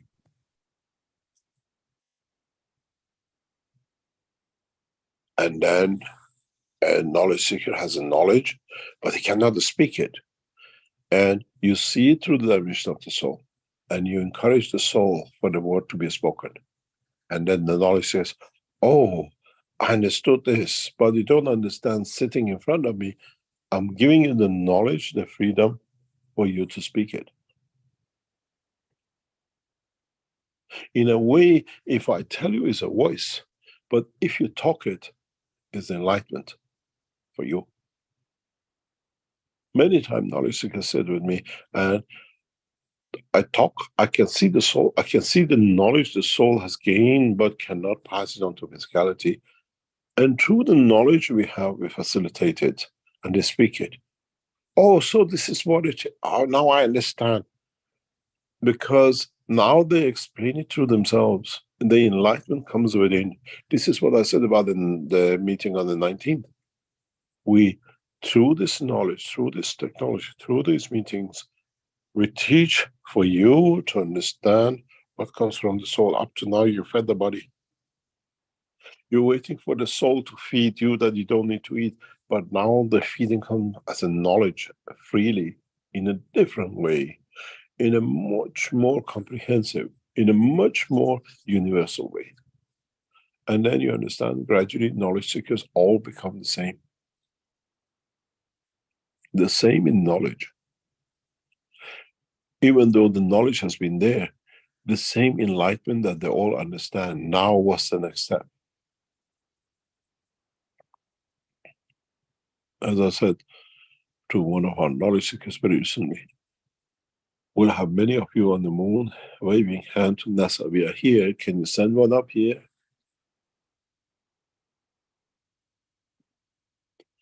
The system is there. We are training the knowledge seekers in a very slow way. Some knowledge seekers are on the fast track because they have seen more enlightenment, understand more of the knowledge. And in a way, yesterday was a test day, as I said.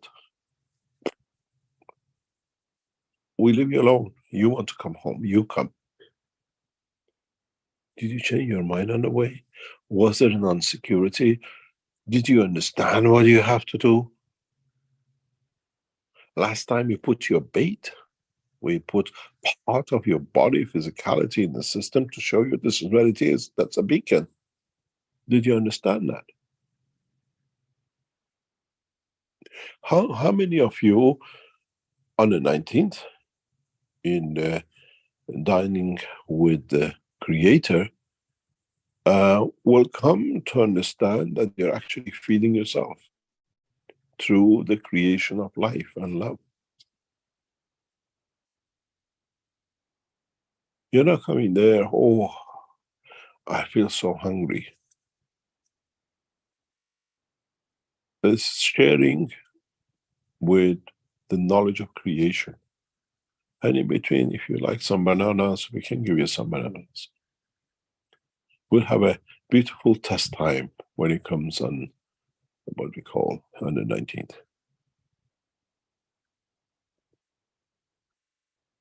Any other question? Okay, there's 2 more questions from George here. If one buys the cosmic ray communication bundle and later on dies, what would the family of that person do with the cosmic ray communication bundle, since nobody else can use it? If you get in touch, leave a message how with your people you want to be done with it, and the Keshe Foundation will sort out that part. It can be used. We can do other things with it to sort out that part. These units are it's like one soul, one man. And at this moment of time, we have not facilitated for multiple use. In the future, maybe in a year or 2, we'll bring that facility in. Our knowledge seekers have to understand the system that they can produce. It's not just what do you call it, monkey see, monkey does.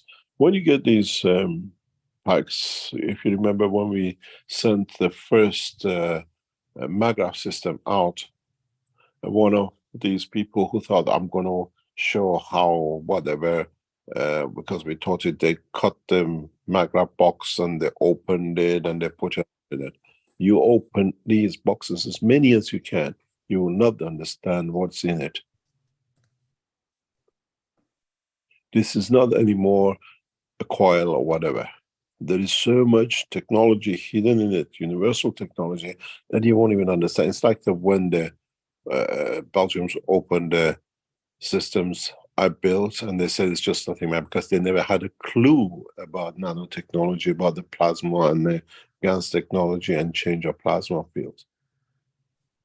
To you, it's just this. Make as many as you like. You cannot achieve no way what is inside. And that's why I said, if you get a unit, as you have not bought it directly from the Keshe Foundation, don't touch it. Nobody can make copies. A lot of people tried, will try. Oh, I made a copy. You'll see what happens to you.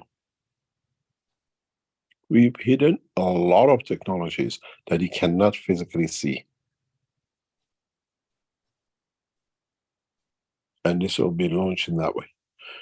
You have people you leave behind, leave an instruction to get in touch with the Keshe Foundation. We look after that. It will be replaced one by one if they want to use it. Those of you who bought the original Magrav units for €500 from us, get in touch with the Keshe Foundation. You say it doesn't work or it didn't give you what you wanted. We replace it, we deduct that 500 from it, but we want your unit back. Send the unit back to Keshe Foundation.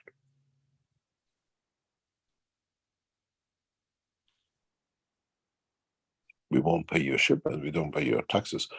Send it back to us. You say you want to replace it, you get a new plasma unit, and you will see your process reduction and the rest of it. But the new plasma unit has other applications which in due course we release as is developed and understood.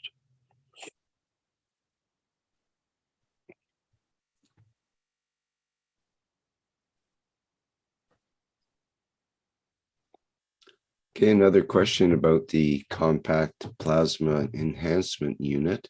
Does it nanocoat the wires, the walls, and everything in your house, just as the Magrav system was supposed to do?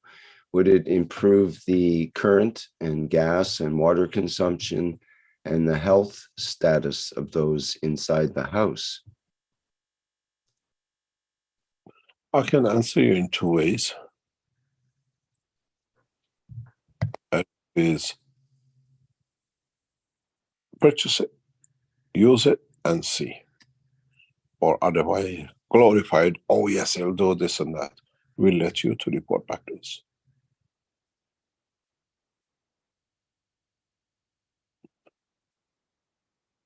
It's very, very simple. The compact unit is not so much for energy reduction. The compact unit is the introduction of new communication system. And this is what it stands for. It uses, at this moment of time, electric power. Very soon it will be replaced with what we call the gas generators, miniature gas generators inside it that you don't need any power production. The way now our enhancement units, new enhancement units run, the new enhancement units through the development of the technology against to energy. We now, when we disconnected everything from the system, runs on its own, slowly builds up to the power. And this is what will be, what do you call it? What those of you who bought it in second, third quarter will be released. If you came to the to Linz, we powered partially sections of the flight unit with power because we could not get the system running on the other side. But now the new systems, or the two new systems which are getting completed, they're more or less wireless. We have no connection outside power to it. We're building it up to a point of running. As I said, on the 20th or 27th, when we go to the second blueprint day, we'll show the new technology of the what we call plasma transformers, where you will see a new evolution in the world of electronics. We'll change what we'll show on 20th, 27th. Once it's grasped and understood by the world of electronics and electrical, will change a lot of things. It'll bring a totally new dimension, even into cars like Tesla cars. We will see the end of these huge batteries. It's an evolution in the world of science, but the knowledge was shared from one of the first things I shared with public, the torch. Now, that knowledge, now our knowledge seekers understand the soul, the concept of the technology. You will see it as a major breakthrough in the world of electronics and electrical systems. You will understand, if you are in that world, what it means and what they'll create. Things which are impossible in the world of electronics or electrical system, you will see now is possible. And it will show physically. The team in the background are working on it, and you will see it, and it will be commercialized very rapidly, because it'll bring a new dimension. We have not developed it because we developed it for the flight systems. It's been developed for the energy systems. And now it's like the space technology. The spin-off was the Teflon. Now the spin-off is a new plasma systems. Many of your electrical systems will change because of this. Many generators, many power stations work will change because of this. The way I see from what is going to be commercialized is governments are planning for another 40% increase in power production in 10, 20 years' time. We don't need to produce any more power stations. We don't need any more nuclear power stations to be added to create the risk on it. By adding these small units in the country, we can replace many, many power generation stations. We will transform the substations and the transformers in them into a totally different application with a little bit of adjustment. Now we create 1 megawatt from one station. We send it to substation, and we divide it back into, for you to use. With putting these units with you, the power station send us 1 megawatt. As a collective users, we send 4 megawatts back to the power station, back to the substation. And then we produce 5 megawatts. Means 4 more power stations which not need to be produced. 1 second, please.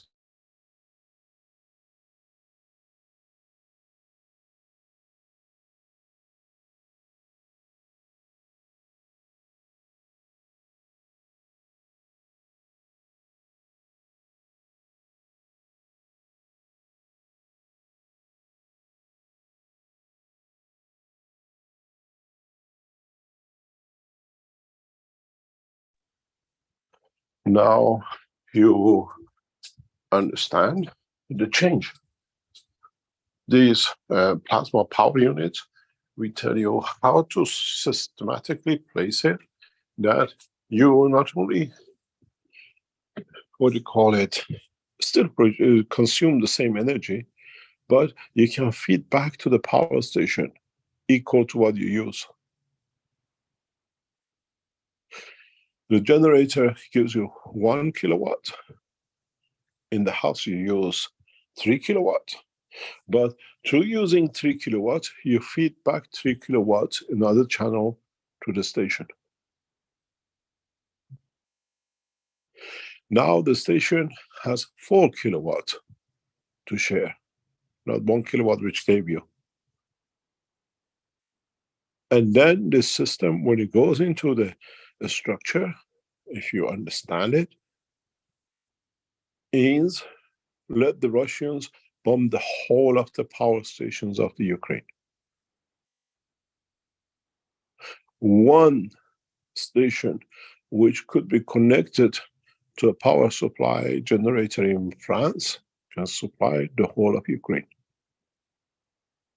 Then do we need earth communication line of transmission? No more. Do we need electrical transfer of energy? No more. This is what these compact units which you receive will have with it. But we cannot explain, we cannot go into the details of it. And in fact, if you think of it, on that part, the beautiful soul of Tesla did it when he put a power station in Moscow and ran a car in New York.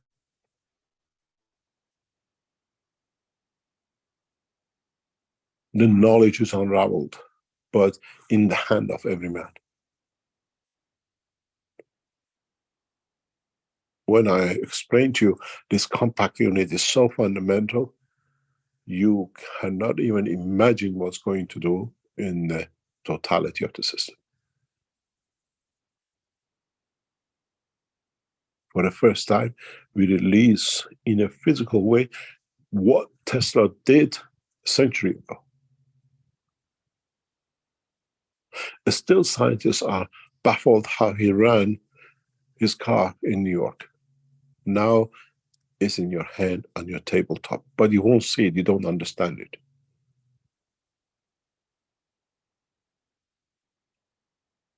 When I explain to you this is a revolution in the world of technology, starts the 13th. I don't do anything, but it's the end of the problem of the past and a new cycle, new thing. When something bad happens to you, it doesn't stop.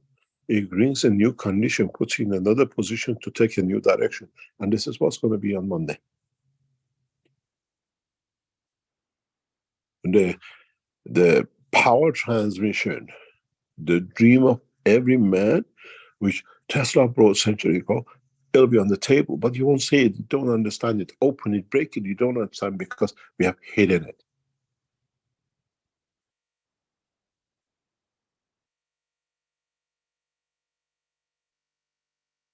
One of these plasma package unit, if it's known how to be done, can supply the whole city. If you have the right tool on the other end to receive it. Even our knowledge users are making it, they haven't got a clue what's in their hand. With a small addition, a small alteration, you can supply. We have a beautiful American knowledge seekers here, which was, if I put one thing, I bring peace to the other places in the city where she's putting them. That will do that if you understand how to use it, how to connect it, and how to facilitate.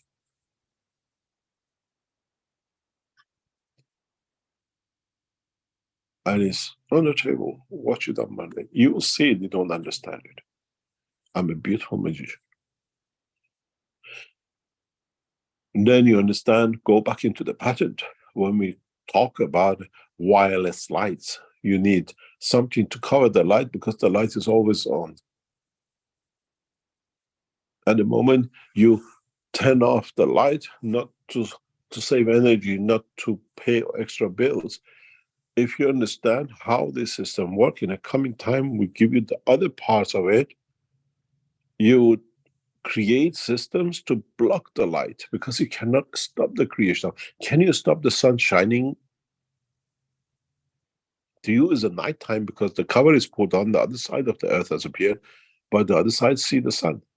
This is what, it's not something I give you new, it's written 20 years ago in patent, it's embedded in them.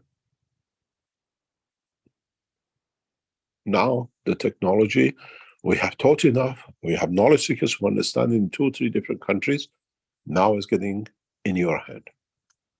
You don't need to understand the technology of the mobile phone, but you just press a few numbers and you get to the daughter in the other side of the world. But the beauty of this time, nobody can copy it. Try your best. If you change yourself to a dog and say, I bought a unit which was supposed to do this, why have I changed the soul of a dog? Sorry, you bought a copy from Chinese. Can it convert you back to a man? That's your problem. Why do I have this problem and that problem? Talk about a copy from China. If we give the copyrighted technology to the Chinese, we put our name on it.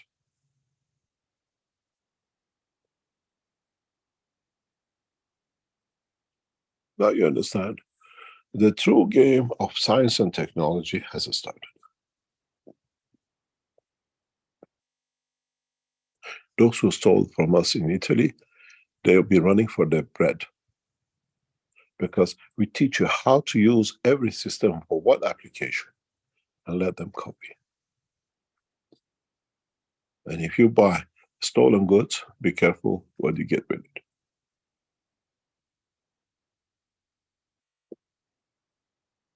Because the tools we bring in is for elevation of the soul of the man and keeping man and making man a peaceful creation and created thing. Then we see.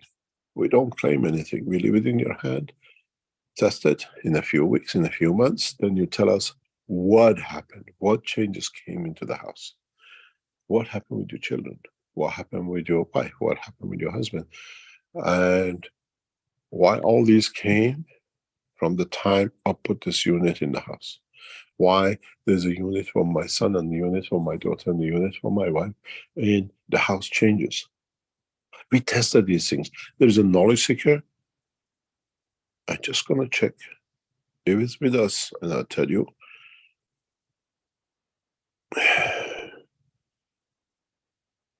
Yes, in the background.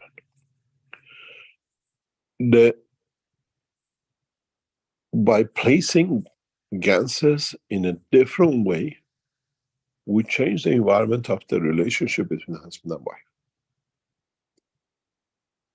A fighting house became a peaceful house.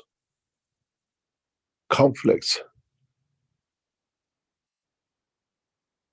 the tensions. Because when we place it with love and the love of the Creator in the house to create that love of creation. Many of you have these ganses in your houses in kilos and liters and nothing happens. Because you have not learned how to tap into the energy. To you are ganses, to me are source of peace.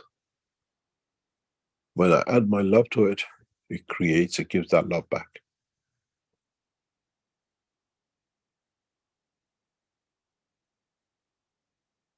The knowledge seekers here, there are 2 or 3 of them who have used this technology in their family. They're in the background. They can come themselves and explain to you what change has brought it.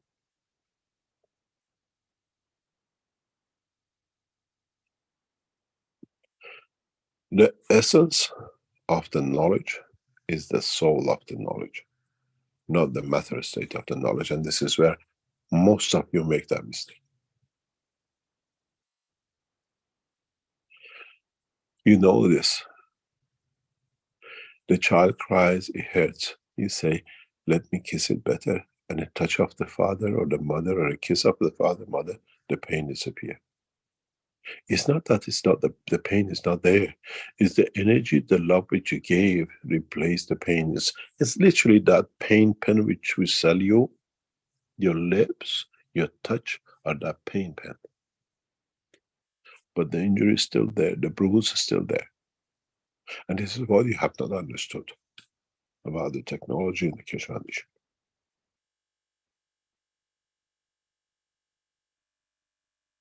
You buy a pain pen. The Creator created the touch and the lip of the mother to kiss the pain better. It's not there. And that's what's missing in the knowledge which you carry with all the things you have made.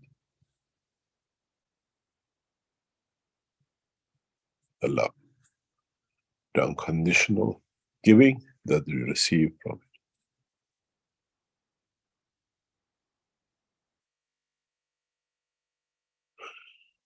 it. Any other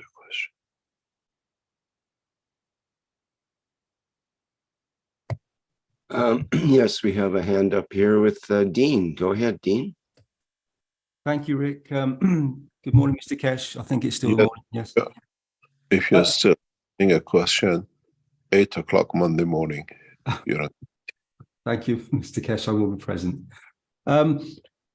I'm sorry I was late in today, Mr. Keshe. I didn't hear the early part. My sleep patterns. You got YouTube and you got a live stream. You listen to it.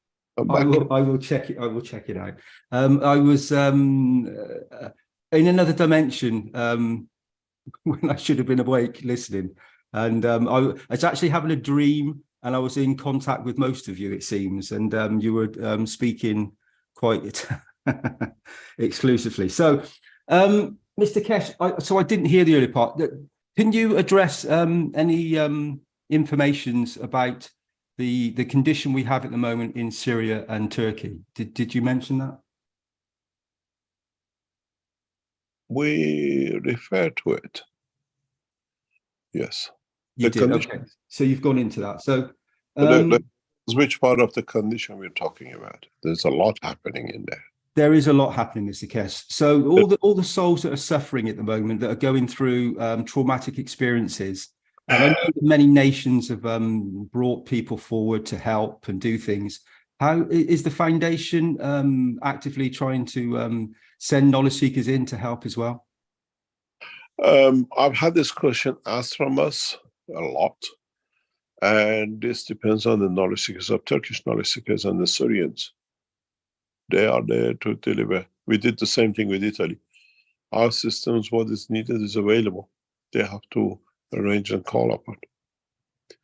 We have enough gases in the store to supply a lot. But you got to understand the persona that Belgians have created for Keshe Foundation. Now others suffer with it because of it, and they pay for it. Keshe Foundation has enough, we can distribute.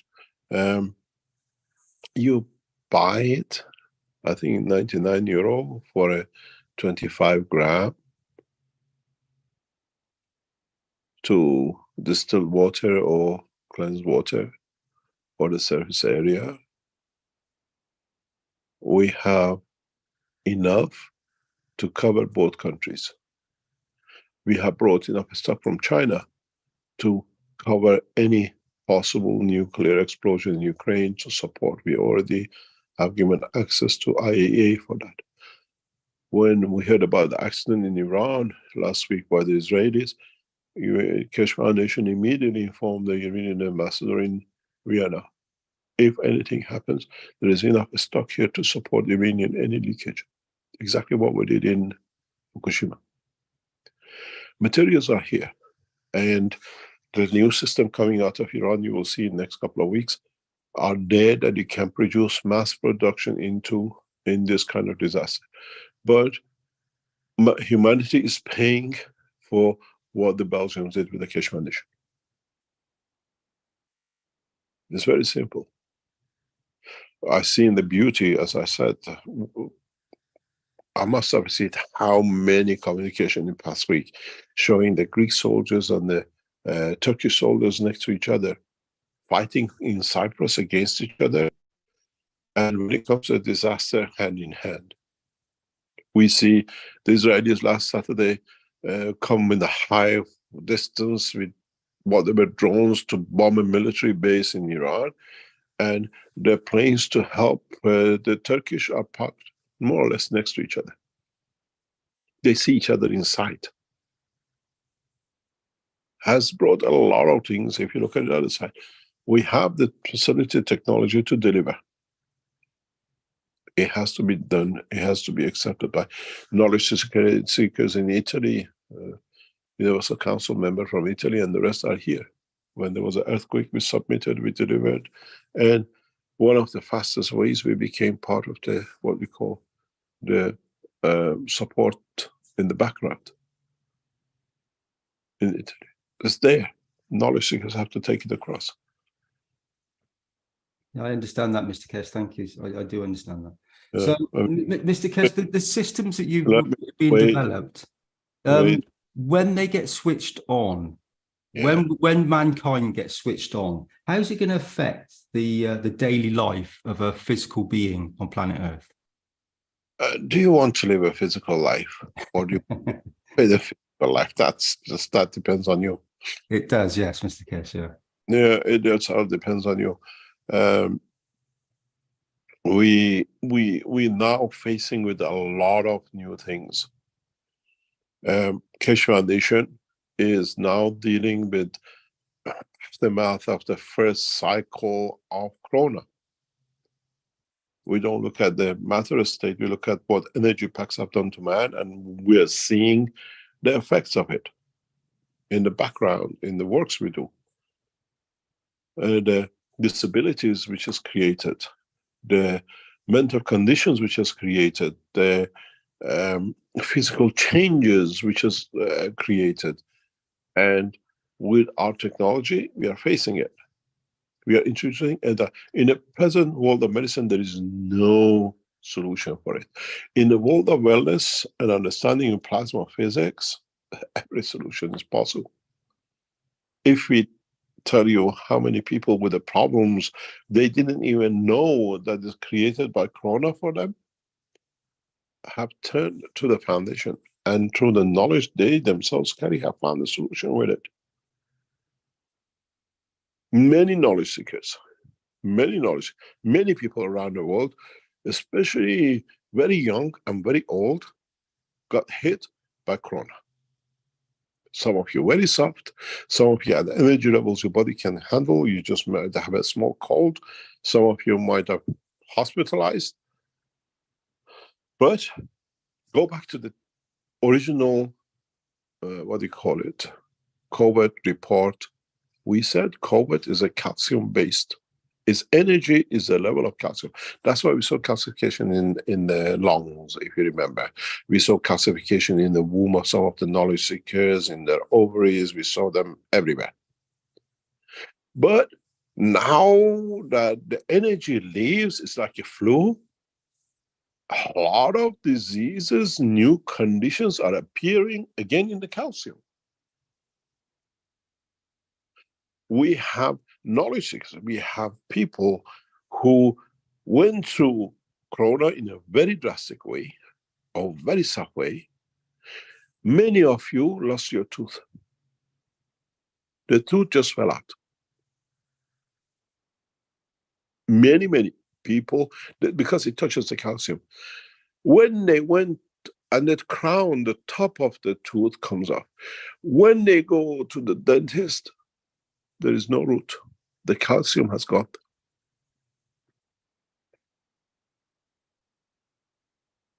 Doctors don't understand how a tooth has come out. Usually there's even a rotten tooth, if nothing is there. How we see in some people, the tooth from gum out, what we see physically is gone, is going. But we don't see infection in the roots. We don't see infection in the jaw.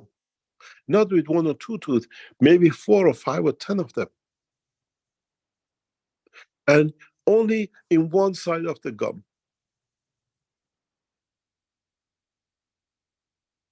Upper jaw or lower jaw. You don't hear about these things outside. Because it's something just they handle. They don't understand it. If you get a rotten tooth to the gum, you should get an infection, you should get all the jaws. In fact, we don't see it. The roots are inside the jaw, in the gums, but there is no outside tooth. Because the condition of the COVID as a plasma has created that condition. And if you go back into the teachings we done, we showed, we explained when we had the amputation of the toe, we can see everything down. How many times I explained, but we don't see no infection. So we've seen the comparison. We know where it comes from. We see the toe grow, we see the bone, but no antibiotic, nothing is used because the field environment does not allow the infection in the amino acid level to reach to create that infection. But doctors don't understand. They see children with no tooth, but no infection. But the roots are in. The children should cry their eyes out, they are not. Some pain. We see dentists reporting, elderly coming to them, the crown is gone, and there is no root. Root never came out, but where has it gone to? Energy transfer. So you can do the same in a way. You can make what I call, in a sarcastic way, clone of the food and give it to the disaster area in Turkey. They all receive everything they need. And this is what it comes. This is what we have to understand about the application of the technology. Understand it, apply it. How many of you felt sorry for the Turkish people in the disaster? Have no food, have no medicine? And how many of you, through the teaching, have learned? You become the satellite, you become energy, food, and medicine to their soul, that they don't feel anything. They can sit in a cold, calm, fed, looked after through the soul, inside out, because you feed. Why do you think we ask for satellite people? You thought there's going to be a light around you. Ooh, I'm somebody.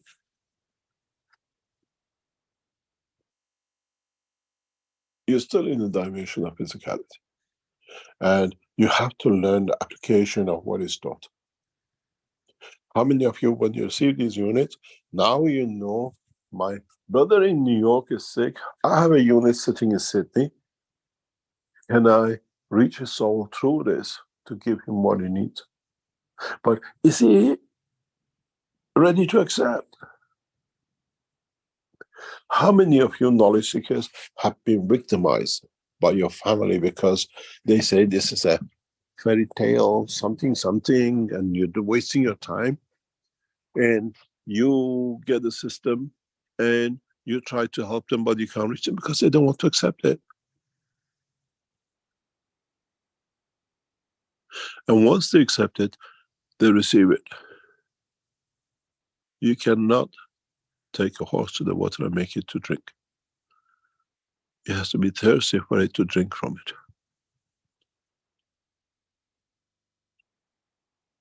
Mr. Keshe, that what you just said there is very. I experienced this very recently. People have even asked these very same questions where I've been making some cups of lives and giving this technology and the wisdom and the knowledge behind it. And that very question was asked. I took some water to somebody, and their daughter was has corona, and they were saying, what is the water? And I explained a little. And then I said, well, you need to give it as if it's given from you, so that they need to accept it. They have to accept and want to and need to have this themselves. And is exactly what you've just said. So that question was risen very recently, funny enough. Yeah, it's very interesting how that acceptance by everybody on all levels of this technology is the key to it. And it's different for each one of us, and we all experience it in different ways. We are, as you say, we're all trying to take from it the knowledge according to our understanding, and then that equates out to new people that come involved, who at the point of not their demise, but the point of an infection or a corona or something else, they suddenly have that choice themselves whether to accept or to stay in the old position. And that is entirely to the individual. Yeah, it's just the way it is. You cannot do anything. Yeah. It's so many of you making all these ganses and everything else. You got to stop with the gans. You don't look at this energy. And it's time to play with the energy. I made the gans. You hold it, see what you can see from it, or it's just something white in the water. The amount of gases produced around the world is enough to change the humanity, but man is not ready to accept it, to receive it. So that's collectively, Mr. Keshe, that's mankind not being ready to receive. It's all kind has to be to receive it. Mm-hmm. So the cat, the dog, the vertical people, the stones, every soul has to want to accept. Yeah. Mm-hmm. And the ones who understand it, they receive it. Then they go to the next step of it. And everyone takes according to his understanding. No more, no less. No more, no less. So, Mr. Keshe, the other souls are still receiving the knowledge, the that don't speak in a language of man, but are still receiving this knowledge and understanding, being taught, experiencing this? Of course, because this is essence at the level of the cosmic rays, as you call it.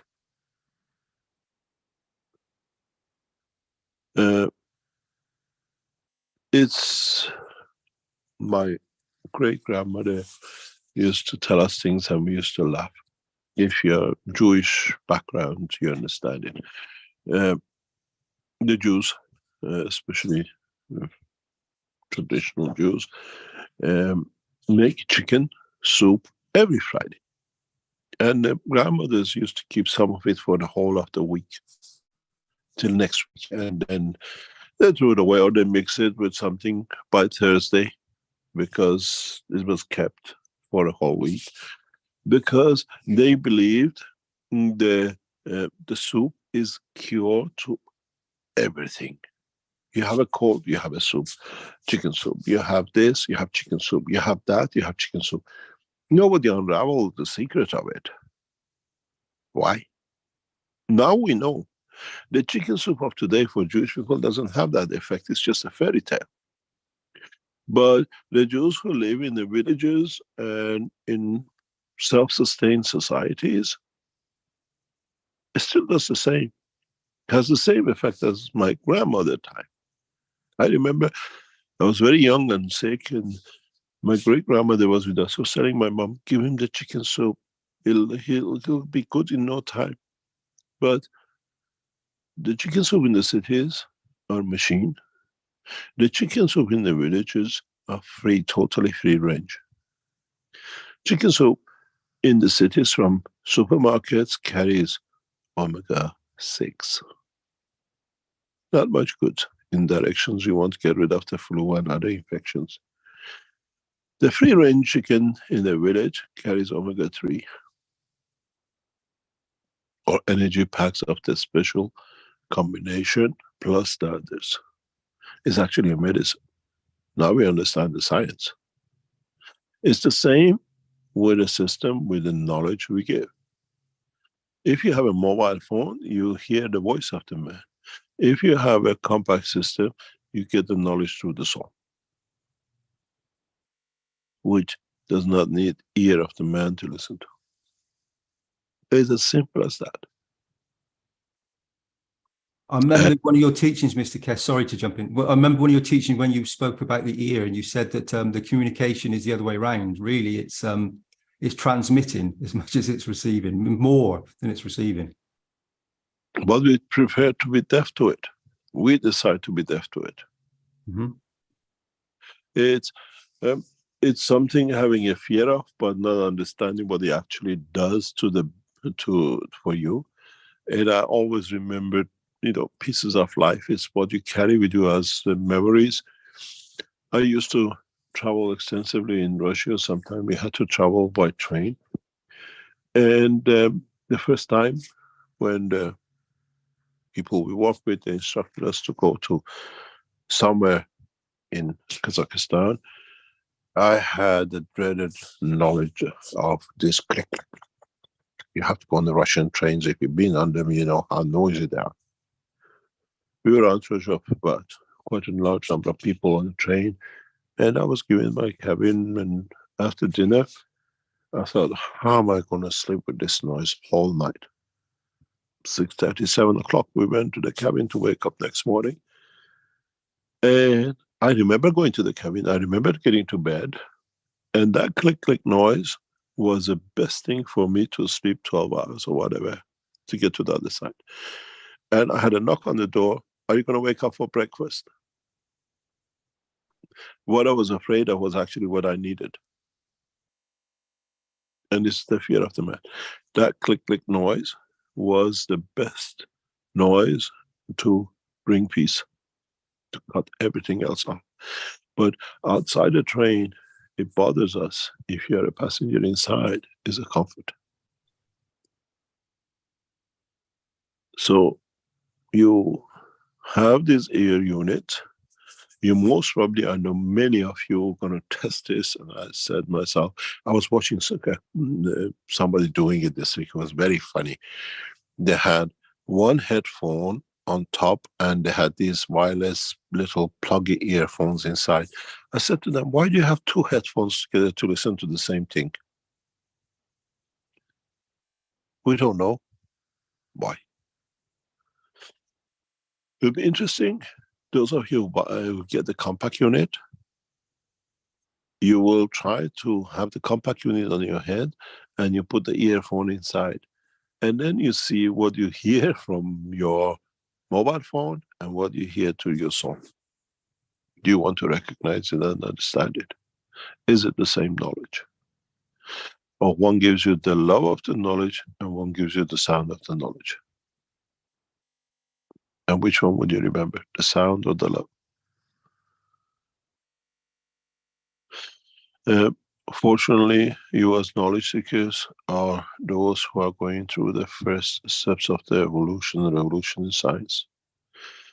And I'm sure in the future, those of you are of the younger generation, you tell your children, I had the first unit, compact unit, and this is what they used to do.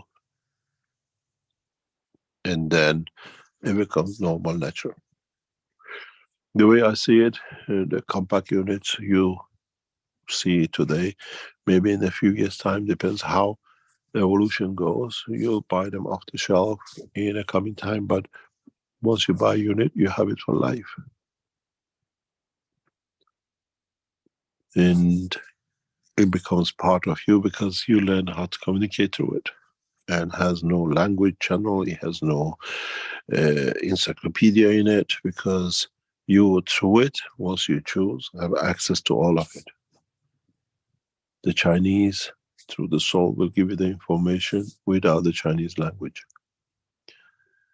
And next time you connect with the Japanese, the same knowledge is shared without the language. So, Mr. Keshe, you become the free range. You'll be able to... You can lay egg anywhere you like, you become a good commodity. Yeah. Free range humans. It'll be very interesting, because I know what is to come. But I have a patience, I can sit and watch. I was talking to knowledge seekers. I think they're on the line, they know.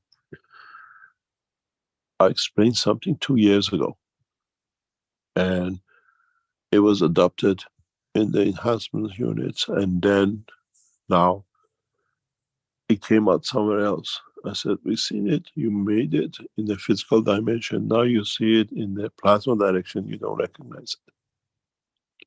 But it's the same. We created a condition to create it in the plasma, but we made systems for it to create it in the matter state.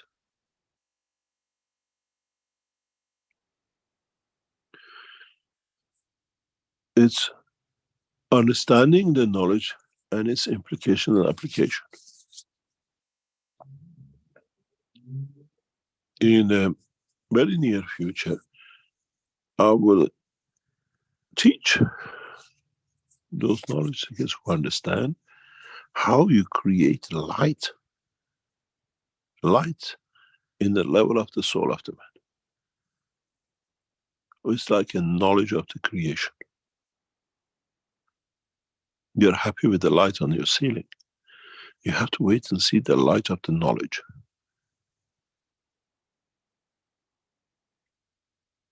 Mr. Keshe, is viewable in physicality again, or is this is on another level, the soul level? You will see it. You saw the light with the interaction with the soul of the prophets. We see knowledge seekers who see the light with the interaction of their souls and their spirit. They call it the first light and the second light. We had 2 or 3 people who went through this in the system.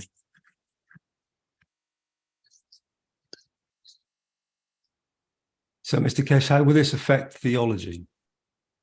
Doesn't exist. You can make as much theology as you like. We're scientists. Let them put everything around it. I wrote to some of these officials this week. I said, don't, what do you call it, crucify us. That's to do with the first man who said, what do you call it, the earth is not the center of the universe.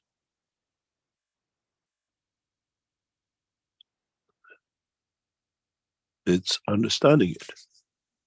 It's enlightenment is not the light. So that's the same thing, Mr. Keshe, as the mankind receiving this knowledge, the same that this light, this allowing to receive this this knowledge and not staying in a position that was way back then. This is now in this moment. We now have gained the knowledge through, as you said, through science, and we now take it forward to elevate and to establish a new connection, a new plasma. I go back to something which I talked about in my young age, and I explained it in the science of nuclear technology. And a couple of weeks ago, last week, I showed it to knowledge seekers, but you don't understand it. But for me to know the knowledge, understand it as a nuclear physicist, and understanding the creation of the plasma, understanding the change of phase, expansion of the fields, I believed and I understood, and now we can show what we call one nuclear power station, very small nuclear power station, is good enough to supply energy to the whole of humanity. If our scientists understand what energy comes out of the nuclear material, and if people understand the process of the nuclear radiation, we don't need to build 30 billion, so many of them. We can make a small reactor and reach the same condition as all the nuclear power stations put together. But depends where and what we look for and what we target and what we understood. When we ran the tests on my final research papers in Queen Mary College, and which led finally the closure of the nuclear power station in England, was very simple. And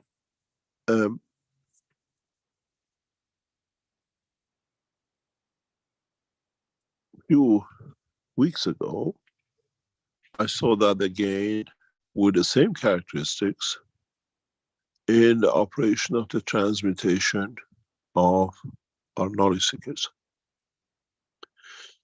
And it was interesting to see where the similarity is and what is actually the explanation of it, and how beautiful the knowledge of some 40 years ago in distribution of the energy in a nuclear power station, and the energy within the nuclear power of the energy of the man, knowing a man carries about 18 Hiroshima bomb energy within it, are the same.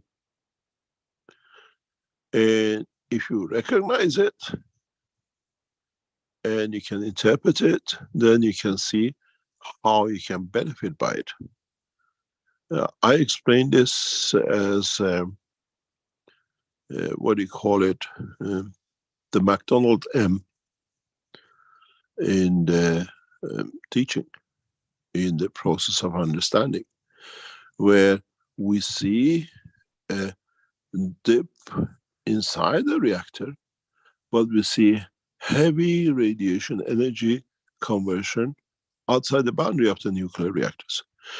And at the moment, in the world of energy, we tap into the what we call the energy inside. We don't look with the energy outside, which is much bigger. What led to the closure of the nuclear power station in London University is the simple fact that we have more energy outside, if we know how to tap into it as part of us, than the energy inside us.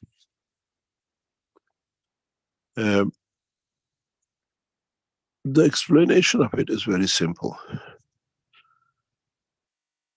If you,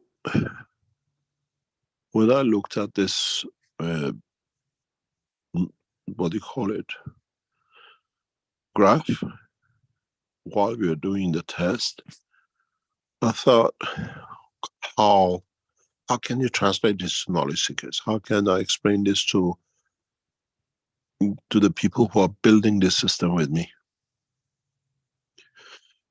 And it is extremely amazing if you look at it, and when you see it, you see exactly what closed a nuclear power station in England, a teaching nuclear power station, and the soul of the man.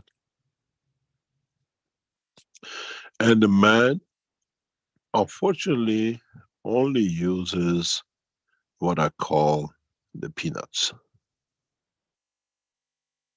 We use the crumbs. We don't use the, what do you call it, the actual knowledge. We have not learned to understand the totality. If you look at the, what I call the picture,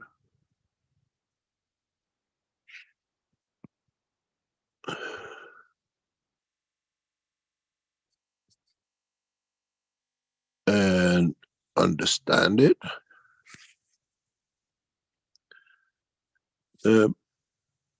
you will see how law, our soul in itself, in essence, our physicality is, and how bigger fields outside which are connected to us, we create, but we don't use.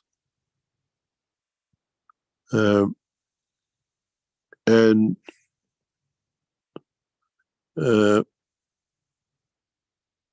how we can add to this knowledge, and how we can interpret it in a different way to our understanding. Look at this picture I just put on the system. And if you look in the M in the center, the green bottom is the soul of the man, as we explained before. But that's in the center. You'll see the green in before comes to it on the left hand side is lagging, and then it leads. Is it taken on one side and is given on the other side? But itself, if you look at it, how low it is.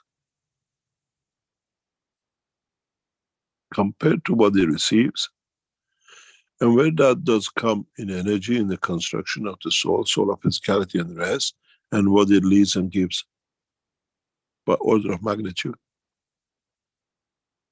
It's the same with the nuclear reactors. In the center, we don't use all the energy. Most of the energy is sitting outside.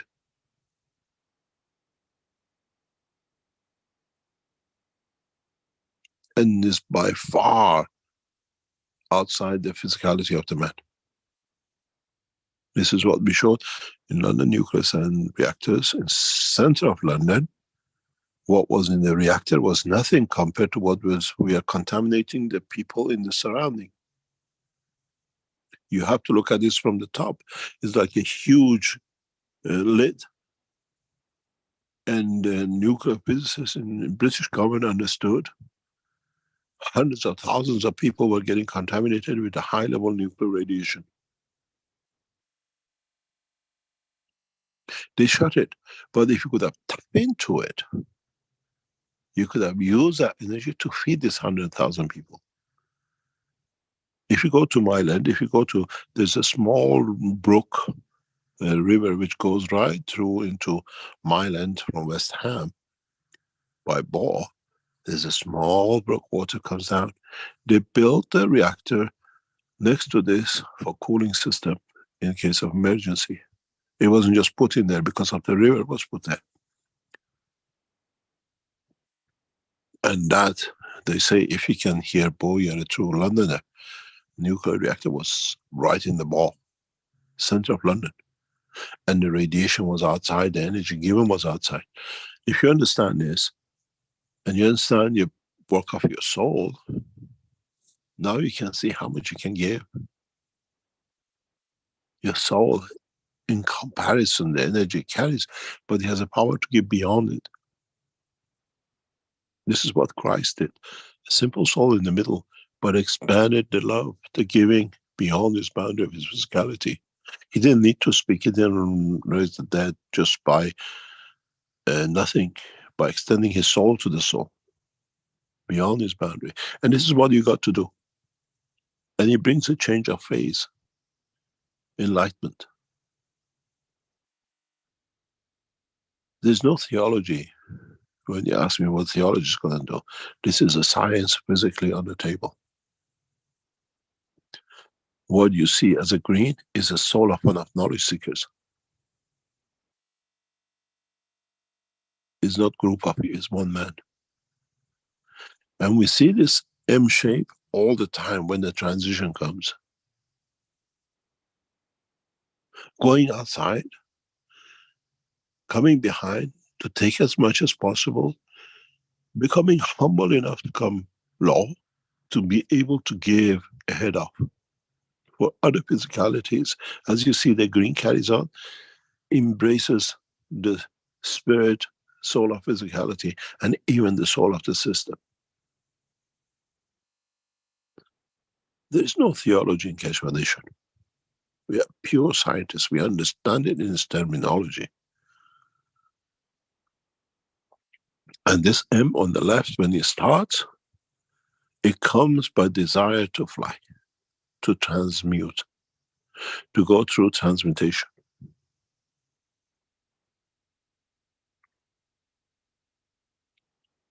Then it comes for our scientists to be able to create that condition prior to M, that anybody, minute they come in, they go through this cycle of transmutation, and you see the graph changes on the other side. That they transmute. This is what is missing, what was missing in our structure of the flight system. Creating that power just before where the base of the M is on the left-hand side. That when the soul desire can take as much as I said to the knowledge seekers and the transmutation person, we don't have the energy to do. The energy has to be beforehand. That it creates when the soul is ready to give, to create that transmutation. When the soul is inside the physicality, you see the Yellow, the red and the blue is under it. And then it moves with that energy gain like a springboard. And now it goes, covers it inside. But it's beyond the boundary of the physicality of the man. As you said, you give the cup where with the love, or you just give a cup in dimension of physicality. You're humble enough to give. But have you put enough energy of love that when they receive it, they elevate? You don't even need to drink it. You don't even need to explain what the water is. They receive it because you still have to learn what part of the soul to put in it.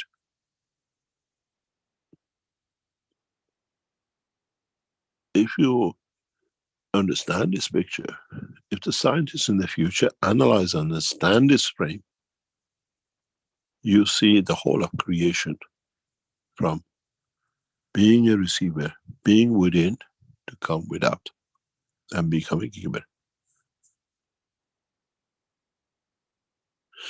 And this is a full transmission, full transition of a soul of a knowledge seeker who wants to go from a state to let's. And we see the transition of the soul. We see when the soul within the physicality struggles, and then it succeeds to overcome physicality.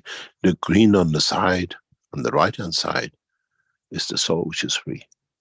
But the knowledge seekers have not learned how to pinpoint it where to go yet.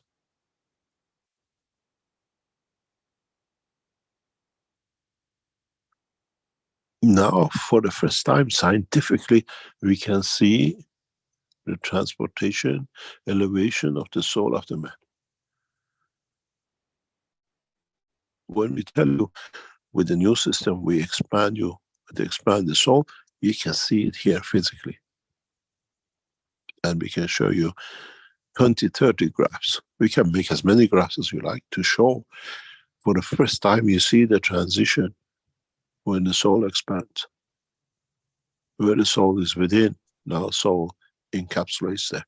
If the knowledge seekers encapsulates that point on the right hand side, when the soul of the man encapsulates the physicality, the soul of physicality, and the what you call the soul of the system, which is the point of destination, you can see that space gap between the green lines and the other three on the right hand side is the energy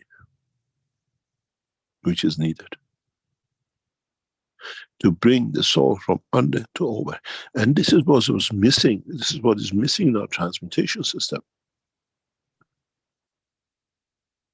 Energy supply in the dimension, the strength of the soul of the man, which comes from the structure of the man. Then any of you come in, I can fly you where you want to go. You decide only the bottom point. London, Oxford Street, my brother. And you see it, the maximum time we have is 90 seconds. The maximum time you have to go anywhere in the universe is 90 seconds.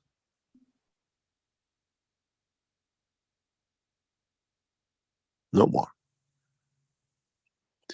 Then you have to decide on what level of the soul you want to go low enough to receive enough. If you look at this M, the middle leg of the M where it goes up, you see it has two lower levels. It has to go to that to be able to give. It has to go to that to be able to receive. This is the knowledge of creation in the mechanical system, which the man has created as an oscilloscope.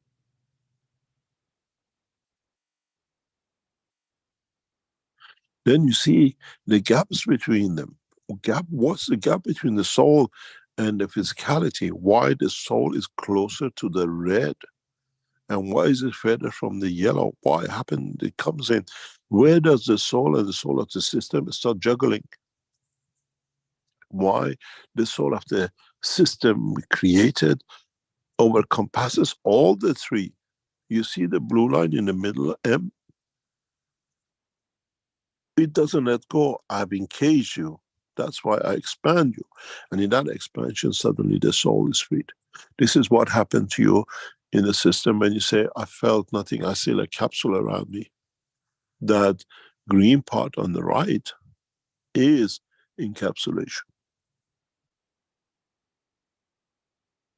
of the physicality and the soul of the man. And then you go to the next system, you go to gram. Now the system has no control over you, because when you see on the right side, the blue is under the green. It's irrelevant. You go to grandmother, you go to Mars, you go to Jupiter, it's there.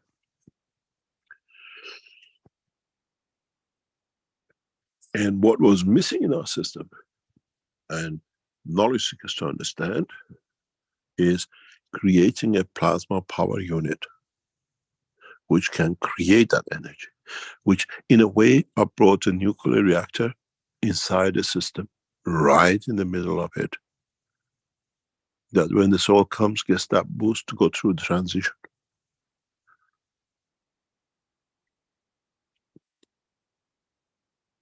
Energy unit in the system is not just that we have power to run the ganses. Energy system in there is in the essence of the soul. Energy free plasma that it can elevate it.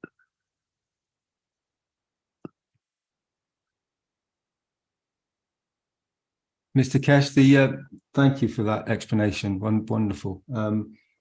Just going back, just rewinding a little bit. So you were speaking about the reactors in London and how they were affecting.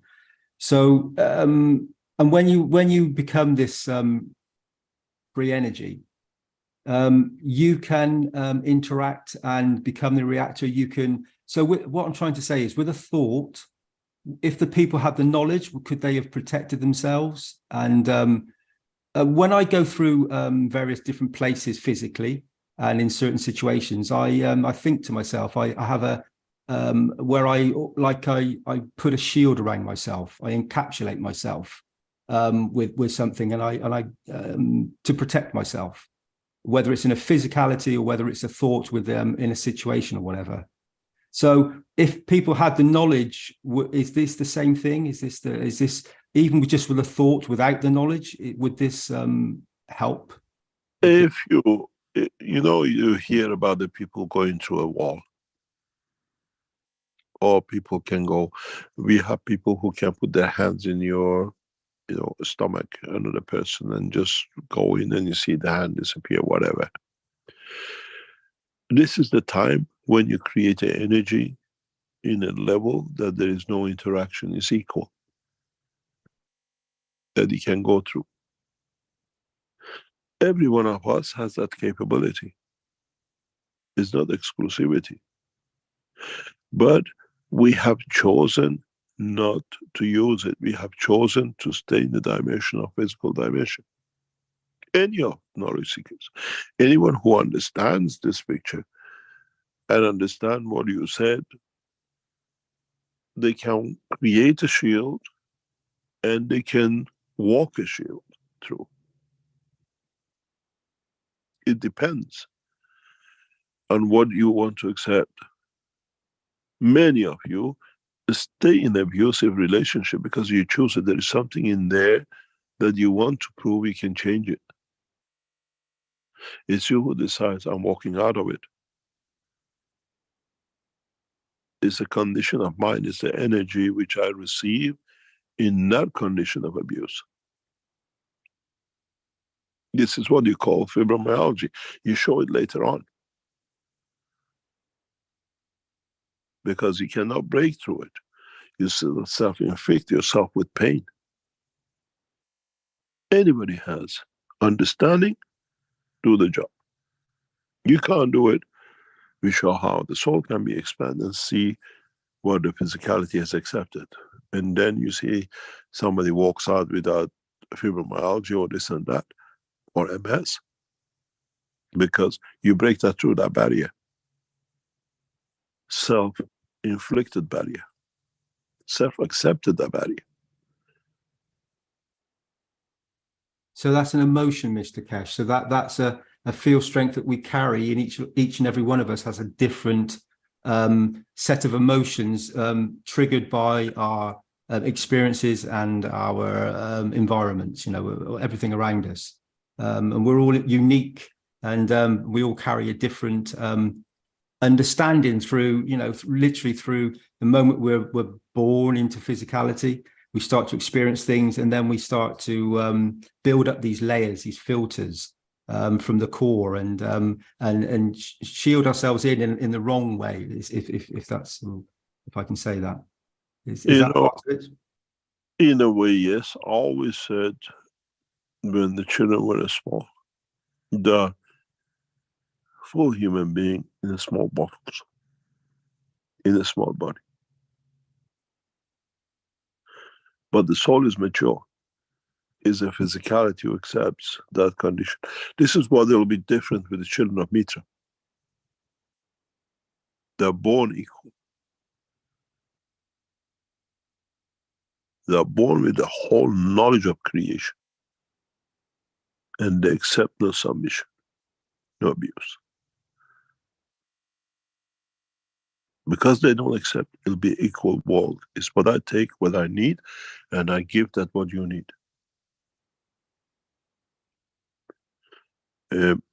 Children of Mitra, souls are born through the same principle, are born equal from the time of birth. Even they might have a physical dimension different than us. It's a big difference.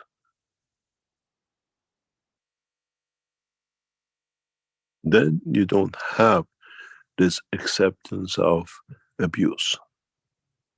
Because you're equal, and you're equal, you don't abuse. You cannot abuse, because I know what you're doing. This is the difference. This is where the change has come, and the change will come. And the same thing is, I always said, you look at somebody with a fibromyalgia. They call it Parkinson stage 3 and 4. They're bent forward, they're submissive, and the meaning they create is I'm victim. It's like a lion in the herd of zebras. Lion doesn't go for the strong zebra at the front. He waits to see which one is limping, which one is weak, and he goes for it. And when you are in that state of mind with the fibromyalgia, you're sending, I'm a victim, abuse me. And when we see people go through the process with the plasma technology, they go upright. They change. I've done this many times. I always take people who got fibromyalgia before they used to use the system, and after. They come in bent forward. It's like a gorilla, as you see them, they go, ooh, ooh, I'm there, I'm a victim. And after the process, they stand upright. The whole feature changes. Nobody can abuse me. And because the position changes, the mentality changes. They are not a victim anymore. They don't allow nobody to victimize them. When you see somebody with these conditions, you can see them from miles. It's that lion waiting to see the weakness. And if you're that kind of people who pray on these things, you always work. And then go, they say, from one situation into another, because you're bent in. You already gave the signal, I'm here, I'm a victim. And then they say, I don't know why this happens to me. And because it's a change of mind, change of condition, it enforced before puberty, they change, they never let nobody and become successful people with it. Because they know what it means to suffer on the other end. The knowledge is available to all of us. It's us who can abuse it or can use it to benefit others.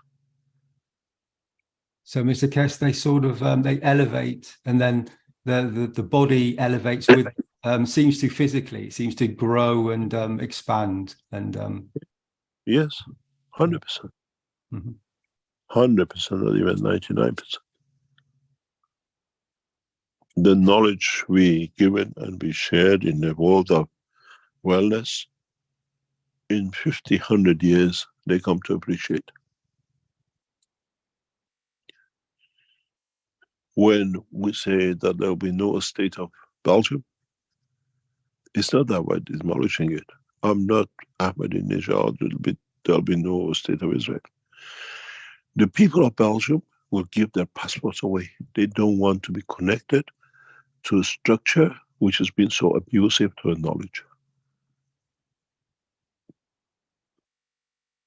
They'll be ashamed to carry it themselves. We don't do anything. We shower it with the love and care. It's them inside. They understand what they've done to themselves and to the others by following the same pattern.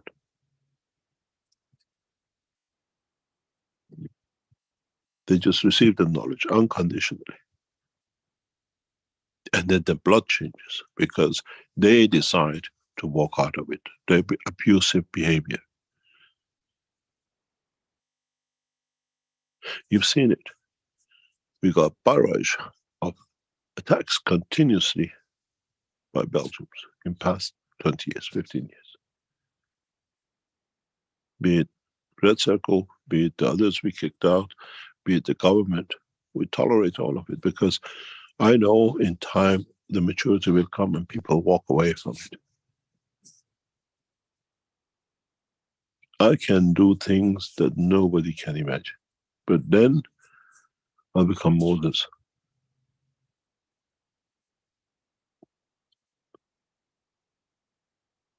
Even in time of anger and stress, I still know what needs to be done. And this is the responsibility of the soul of the man. When you see somebody damaged and hurt, you show your anger, but you don't do anything. But showing the anger doesn't mean you damage. You allow that emotion to wash itself out, that you can handle it, but you don't damage. I carry more knowledge and power than any prophets of the past. And I can wipe out not only a nation, the stars and everything else, because I know how to reverse it. If you go into pattern number 1, I deliberately added in there suicide unit. I can end the life, I can end the cycle, I can end the planetary system just by itself. I don't need to do anything. Open the pattern and read it and understand according to the level of your knowledge. You don't need to do anything if you have my knowledge. I could have ended up state of Belgium years ago. But if we do it, there'll be Belgians all over the world wanting and rebelling and the rest of it. But when they do it themselves, there'll be no Belgium. They become the French, the Germans, and the Netherlands. Mr. Keshe, it's very sunny here, and the sun is glinting off the side of the screen, and there's I can because of the angle of reflection, there's dust, and I can see many particles, and it sort of reminds me of your last excursion, your last teaching that was speaking about the love of the Creator, and from the top of the shower to the bottom, and how it covers all of us in each and every moment. So it's thing where side of the shower you want to be. Yeah. It all depends where it comes. But it's in reality, technology has to be tangible and reachable by everyone. One of the most beautiful technologies which is now we see is this mobile phone communication. Villages don't have electricity, but they have a battery and they can be in touch with anybody anywhere in the world. They get on the WhatsApp, they get on the chat, they get on the telephone line. Even they're in a little village, there's no electricity, but there's a battery, they charge this thing and they're in touch. And the what I call the new communication system. Now will bring the soul of the man. You can imagine you walk in a jungle and you feel the pain of a lion without ever seeing the lion. Then you can transfer that energy to take the pain away. And that lion, knowing he received the energy from you, passes you without even looking at you as food, because he knows it's you who took the pain away through the soul. It just leaves the physicality away. When you talk about the lamb and the lion in the same bed, that's what it is, elevation of the soul, not dimension of physicality and no hunger. That was very beautiful the way you just described that, Mr. Keshe. Thank you. We see the lions as the world leaders and the man as the sheep, and soon they'll all be in the same. And it's the job of the sheep to elevate the soul of the lion. And that's why the 19th and next month and the next month process is on to reach to that point.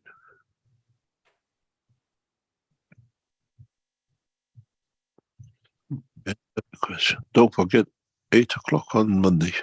Yes, thank you, Mr. Keshe. Thank you for taking my questions, and thank you for your beauty, Mr. Keshe. Thank you so much. Everything in the studio is set in perfection for presentation. Understood. Thank you, Mr. Keshe. Thank you very much.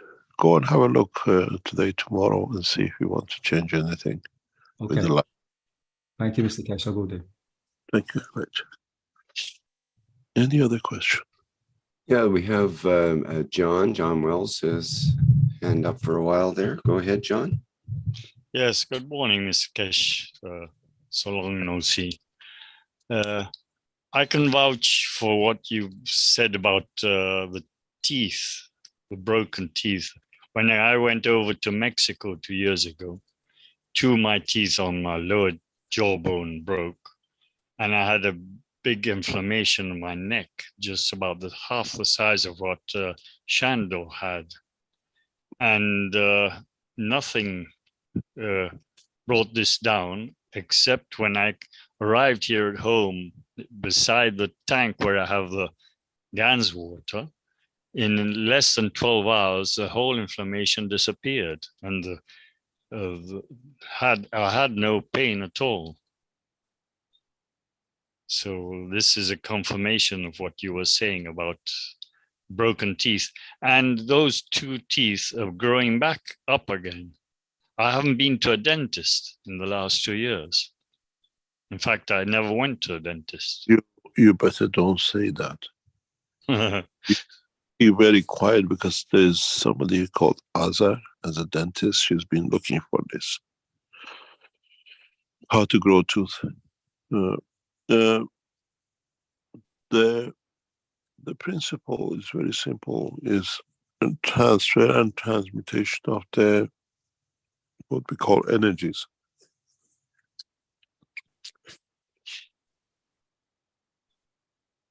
We have seen people with cancer where the new lump of cancer or whatever appears, and because the soul has changed, will not accept another lump, because whatever is there, and they don't understand why what appeared is actually a cancer cell. After a few days, goes away by its own, because the body won't accept any more cells. The body will not go through that. What is there we hold, but don't allow expansion. And we had that very recently with people with understanding and use of technology, seeing cancer tumors which appear and disappear after a few days. And they just put it as something happened. It's understanding that we can live with a cancer, but we don't need to die of cancer, because it's part of us. There's a reason for it there. The body has learned from it, why it created it. Is there as a memory, as I call it. But it's then the soul to decide if I carry this backpack with me or I leave it behind.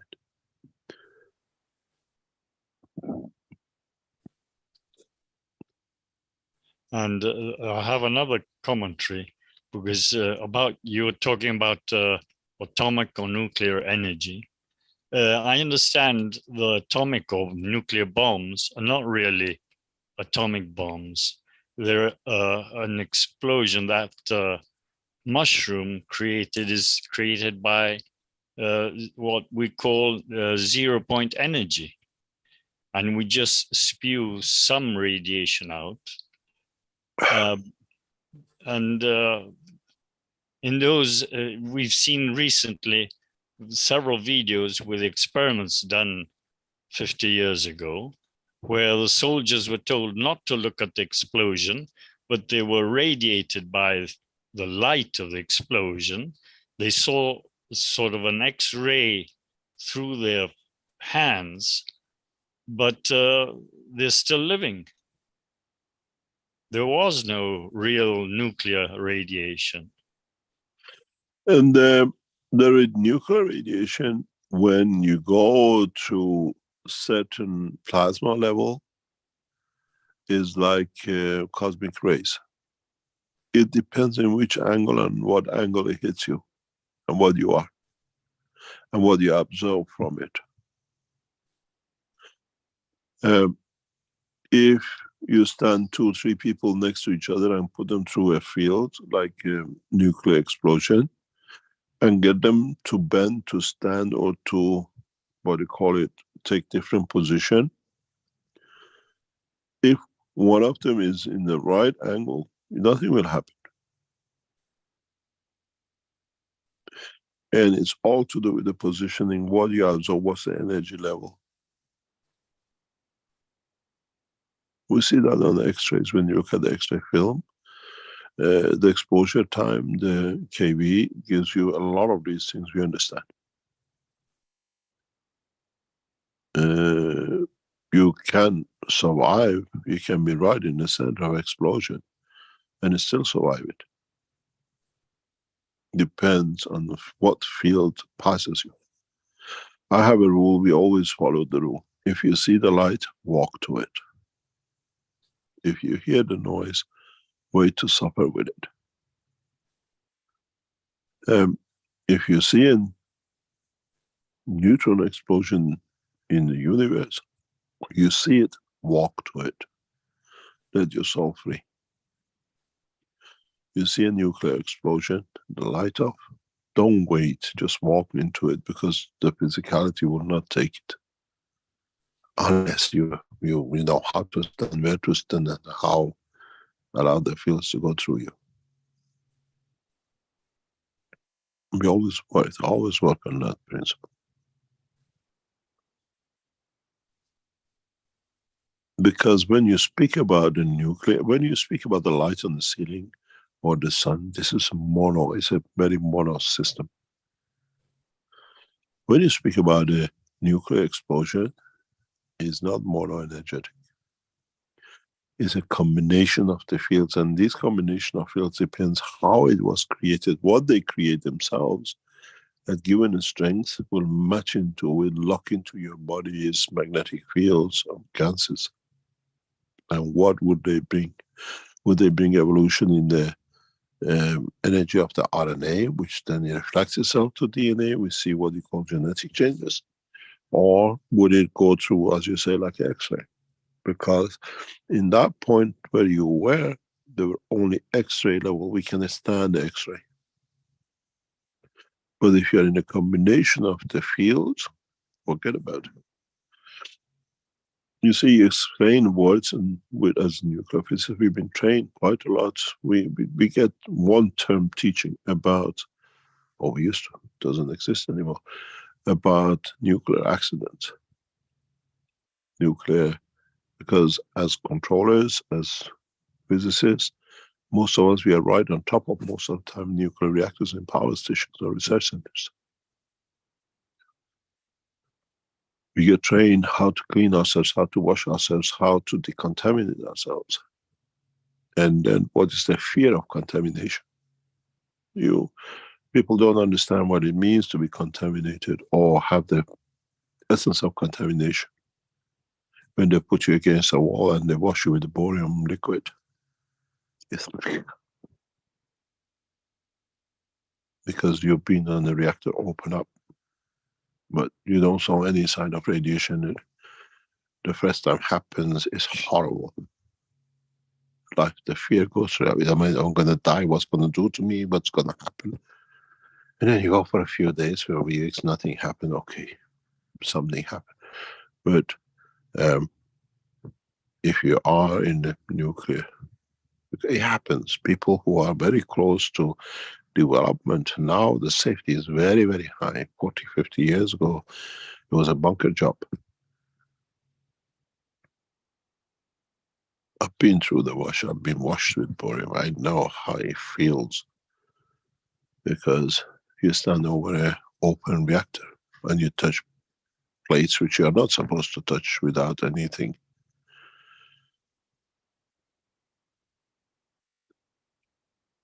And they don't even enter it into the accident book, because how can a student has access to really hold a nuclear 95%, 97% enriched plates?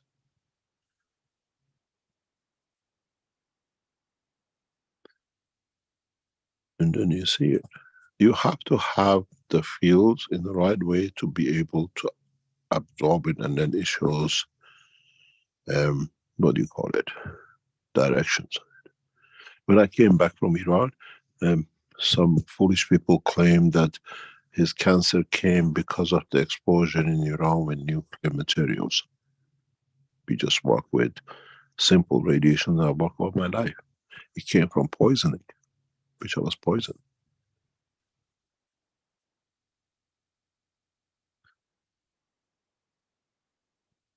This radiation, it depends. When we come travel of universe, radiations in this level are nothing.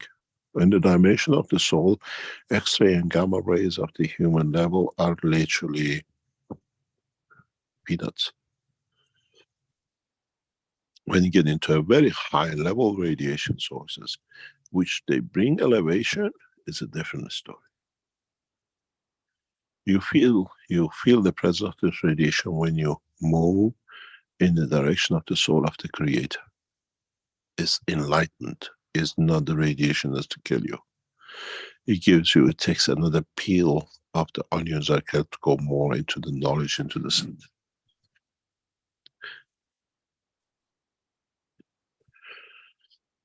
Any other question?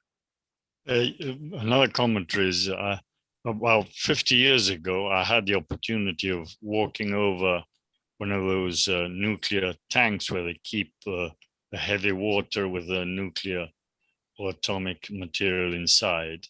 And the luminescence of that material is beautiful. The light emitted is beautiful. It's cosmic rays. I mean, if you know, when you look at it, you see that bluish, ocean blue, silverish color. Yeah.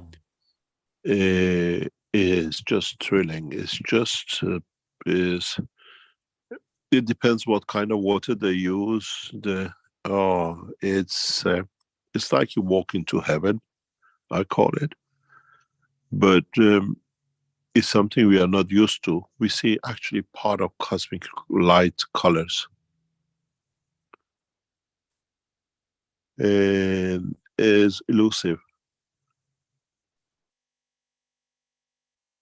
It's undescribable. Yeah, it's very difficult to describe that radiation, that color, that luminescence. Yeah, I know. I've seen it many times. It's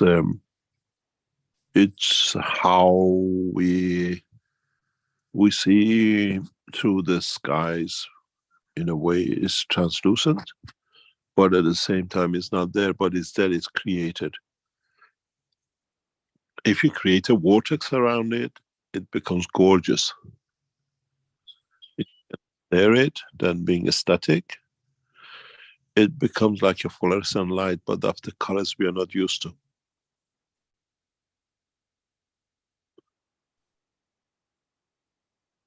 Like a lot of memories. Yeah, it brings a lot of memories to myself also. Thank you very much for all these descriptions. Thank you very much. Any other question? We have to finish at 1 o'clock today, latest. Okay. We have several questions in the Q&A. Perhaps you can address Mr. Keshe. From Brazil, from Isabel.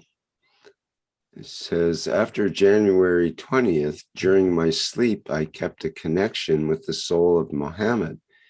In this connection, he showed that the main goal of his stay here on earth was the destruction of more than 300 idols in the Arab world for the return to the one God. We Brazilians don't understand very well the development of Islam. Could you clarify if Muhammad's purpose was to unify the fragmented Islam by idols in a return to the one God? The history of Islam, Muhammad, is very simple. He was a merchant. He was a merchant for a woman called Khadija, where she had the capital in her 40s and he had the youth in the early 20s. And he traveled between Saudi Arabia and Palestine, that line, as a merchant to bring goods. On his end in Saudi Arabia, they had the statues they worshipped and everything else. When he traveled to the other side, there were no statues, they were still worshipping. But there was no figure. And he saw the Christianity, they had a cut, but there's nothing of the Moses time. Only what you call it, conception of the Star of David and the candles as light. And he saw what the difference was. And he brought that to the Saudis, to the Arabs. But being connected and being part of what they believed in the statues, how they did, he had to demolish it, that they had nothing to worship. And they would have understood the next level. Even though some of them, after they destroyed these things, they made their little statues in their own homes. And this is one of the things which now the world doesn't understand, but Muhammad, bless his name, had a reason for it, that he forbid anybody to draw him, that they then could idolize him. The same they did with Christ. They made a figure of cross and Christ. And he didn't want to get there. He wanted to stay in the level of the Jews, where there was no statue, no individuals to worship, that they create a statue out of it. And now in Islamic, in the common world, people don't understand. They say if you draw the picture of Muhammad, they give you a fatwa, they kill you, and the rest of it we saw in 1990s and early 2000 with one writer. But even the Muslims don't understand it. And the whole reason was to get rid of believing in matter state, but believing in the condition of the, what we call, creator as fields, as the essence of the soul. And that's all it was. He was a man who became, it's like very much now, you're a man, you go from Brazil to China, you see something you haven't seen in Brazil, you buy it, you bring it back to Brazil, and then you manufacture it and everybody gets it. That time was about ideology. Now physically you do the same. How many of you go to another country, see something new, oh, if I take it back, I can produce it there, we need it there, and you do it. And that's all it was. In essence, I always said Quran is a second testament. You have the Old Testament, the new one, and the third one, but written in a language of, with a lot of fabrication around it, but in essence of the same. Believe in the creator, not in the statues. And the biggest stone which was brought in to be cut. Now we know it as a stone which they worship. In a way, has become another, but figureless stone. Because if you made a statue out of a black stone, everybody feared because it was dark and it was uncut. The stone was not cut to a statue yet, so it was left. But again, man being a physical thing, this will go around the same stone, the same thing. What he tried to stop, he could not stop. The worship of man in essence of his soul, as Muhammad was his name, but they still circle a stone. Still kept the tradition because he couldn't break it up totally. It would not be accepted. He said this stone is here. He found a compromise with the black stone and the ideology of the people at the time.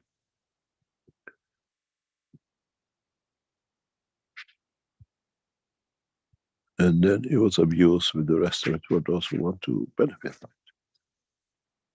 by the prophecies which they made themselves.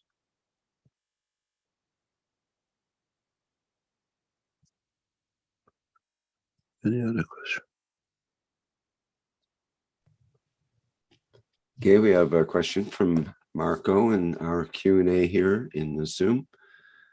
Hello, Mr. Keshe, Rick, and seekers. The subject is about forgiveness.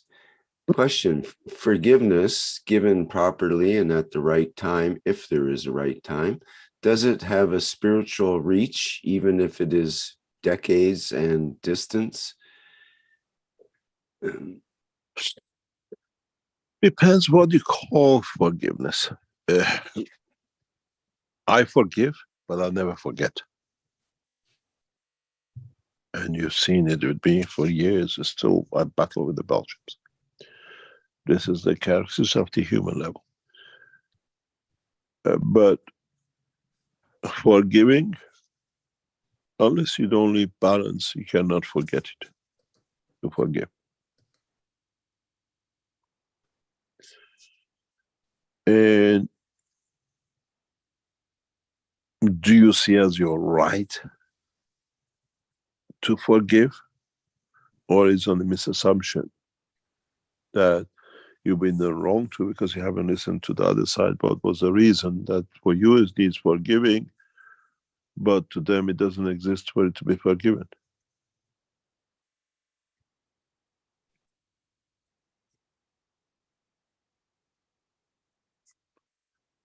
And for some time was a good thing, and then when it's not to your benefit, now it needs forgiveness because you change the goalpost.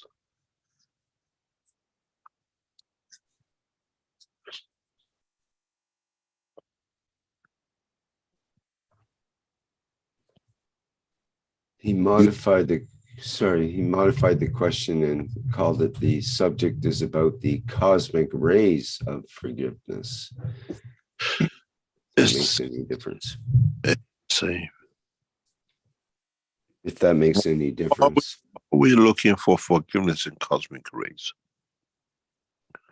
We're just going again the same thing as the statue and the stone. We're just moving it to somewhere else. Let the physicality of forgiveness go. In the world of creation, there is no forgiving in a way as you are used to it, and forgiveness as you are used to. Because everything is balanced, you give and take. Some of the attributes of the Creator we see, it doesn't exist. Only exists in the dimension of the world of the man. And the struggle between his soul and his spirit, or soul of physicality.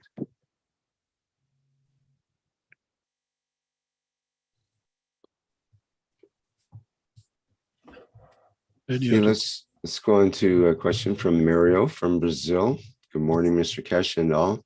You say, I made man in the image of myself. So are you the creator? Are you the creator?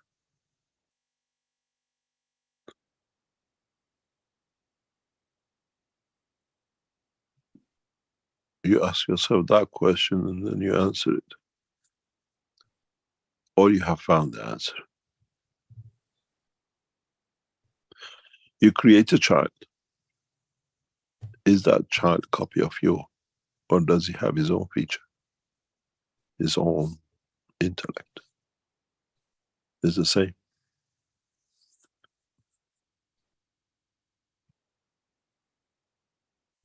We're all part of that creation. We're all created because of being part of it.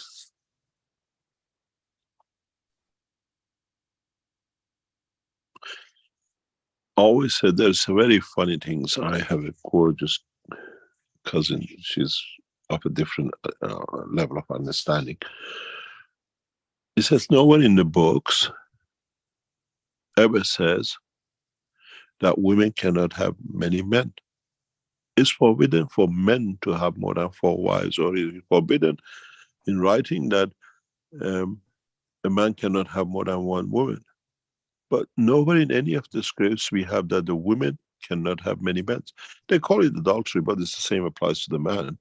But in reality, if you read any of the holy books, nobody speaks about how many men a woman can have.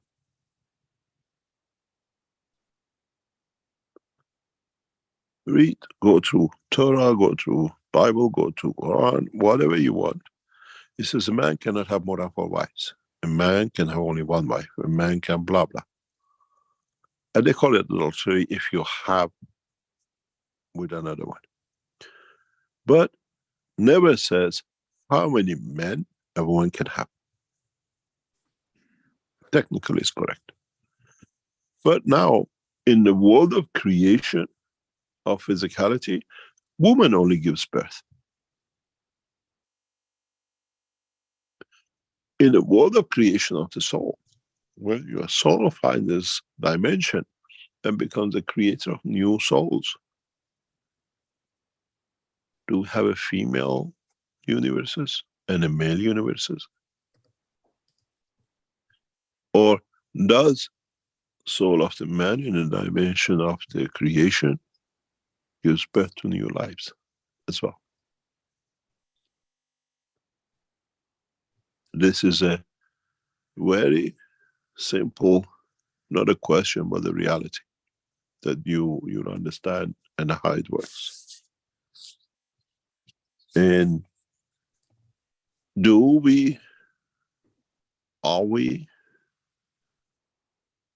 is our soul male and female soul? Or do we choose in the dimension of the soul interaction of what we call twinity, balance fields, that in the interaction of them create the children of the universe, new souls? So in the dimension of physicality, women only give life. Answer yourself. Does it apply in the dimension of the soul, where you don't know the difference between the soul of the man, the king, the animal, male or female?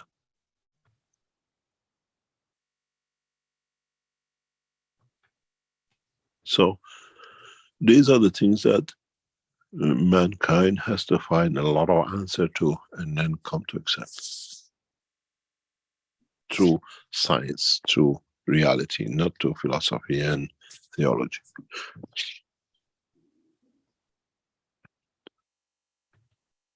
And then, do men give birth?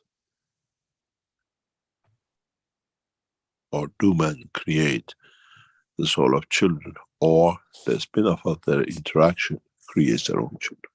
Or lives, not necessarily children. New souls. And the answer is yes. Definitely yes. We don't see female planet and male planet. We don't see female stars and male stars.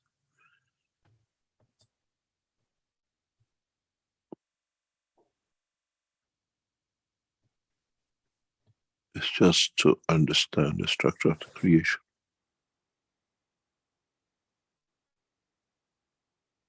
And not with dogmas, but reality, scientific.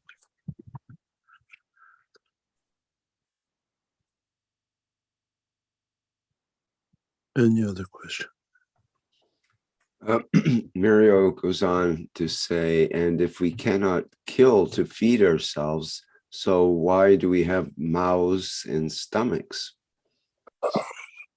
It's the man way of doing it to find an easy way with the pleasures of the rest. Very simple.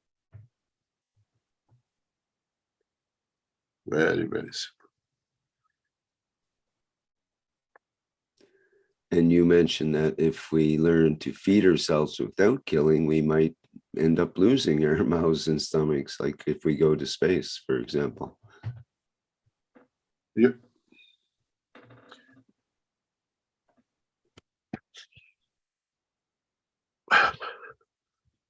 Okay, from Renate. Sorry, go ahead. Yeah, from the last question, because I have to get going. I have a meeting. Okay, this is a question about the, from Renate. Hello, Mr. Keshe. I have a question. Has the Universal Council already made a decision on how to proceed within the Keshe Foundation? Further development with devices on the physical level or on the plasmatic level? Thank you very much for your information.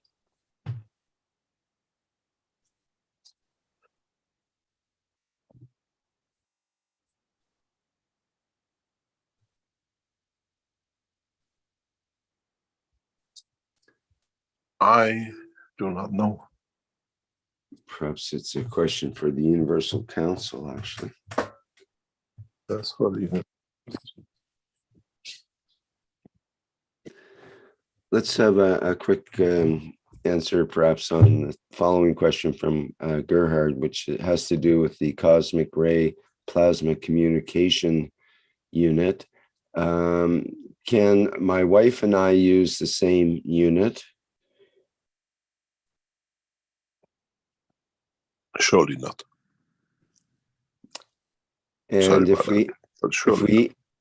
we each have our own communication unit, do I also need 2 compact plasma enhancement units, or will the headphones work with 1 compact unit? This as a set.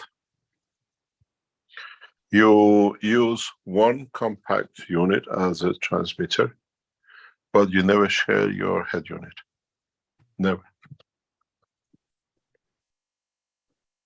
So that's why we offer the headphones separate, yes.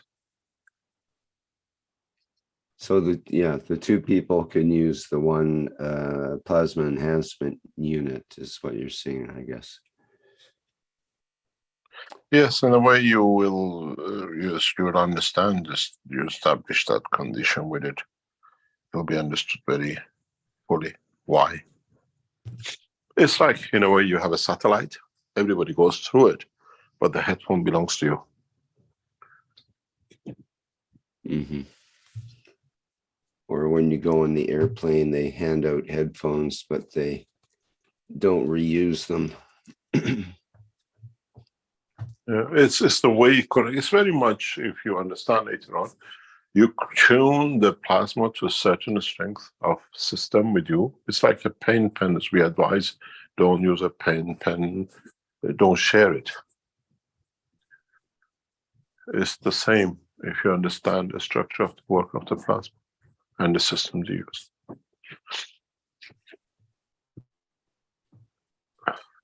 Okay, thank you, Mr. Keshe. You're welcome. And I hope we should be able to share. Join us on Monday, and hopefully we open a new dimension in the world of energy and communication. And we'll see what is to come for us in the coming time. And hopefully the following Monday or the following Monday after that, we'll have another blueprint day to introduce 2 new technologies and what we already know, but in a compact way, to see where we're going. And as I said, the systems which we demonstrated on Monday are in production line. You will see as we demonstrate. Thank you very much for today. We have to leave you. I have to be somewhere else very soon.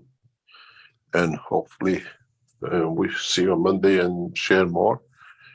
And for anything else, just go through the Keshe Foundation info. We try to share a lot of knowledge and understanding. Thank you very much, Rick. Thank you for today. Thank you, and we Mr. meet Keshe. on Monday, hopefully. Thanks very much. Okay, also following on that same Monday, we have our testimonials, public meeting for testimonials, which starts at 8 p.m. Central European time. And so we have the blueprint day starts at 10 a.m. and then the testimonials will be at 8 p.m. So we'll see how long the blueprint day teachings go, and there'll be some interval in between. So people are invited to go to the testimonials meeting and share your experiences of the plasma technology. And it's a great way to pay back for receiving the knowledge, to share it with others. And we have many testimonials already lined up, but we love to hear live ones from people, including videos or pictures.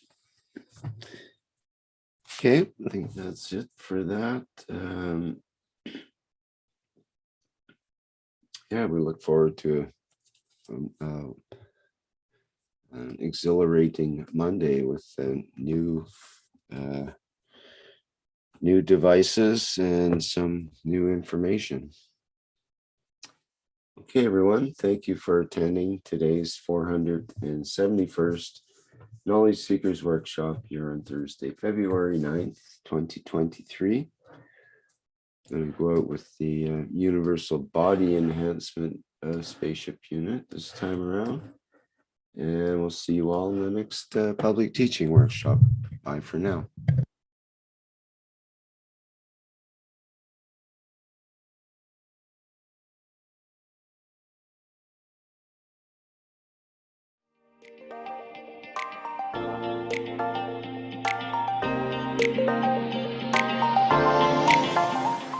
The Universal Body Enhancement Spaceship Unit.